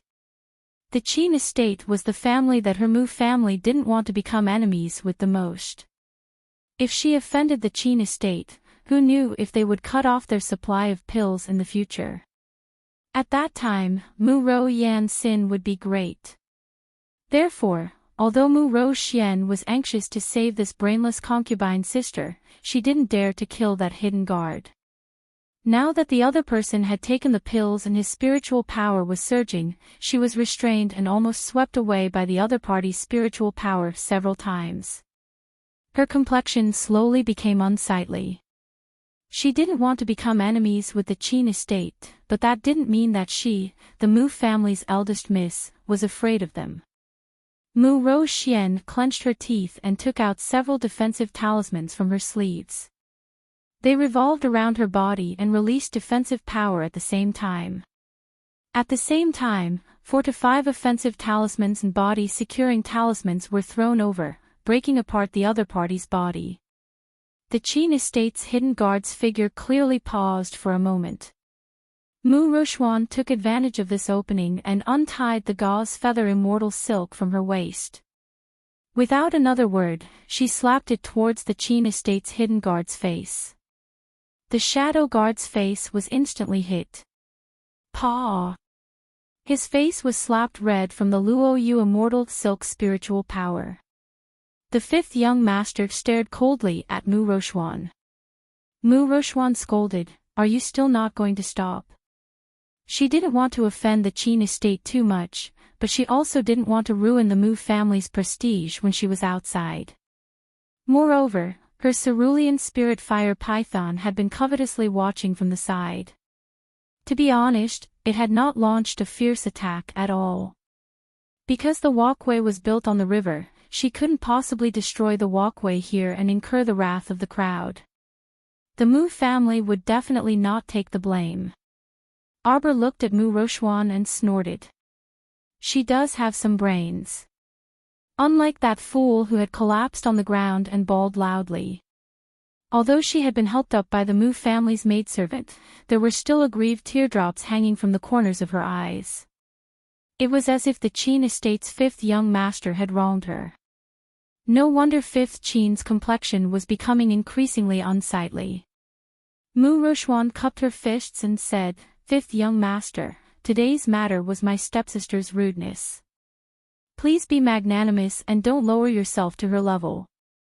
For some reason, the fifth young master's complexion suddenly turned green. You're tuning into the LoveLore Library YouTube channel. We're so grateful for your support, and don't forget to subscribe to join us on this incredible journey through captivating stories. Your generosity through donations truly makes a world of difference, as it's the primary source of revenue that allows me to expand and enhance this channel for you. Thank you from the bottom of my heart for being a part of this adventure.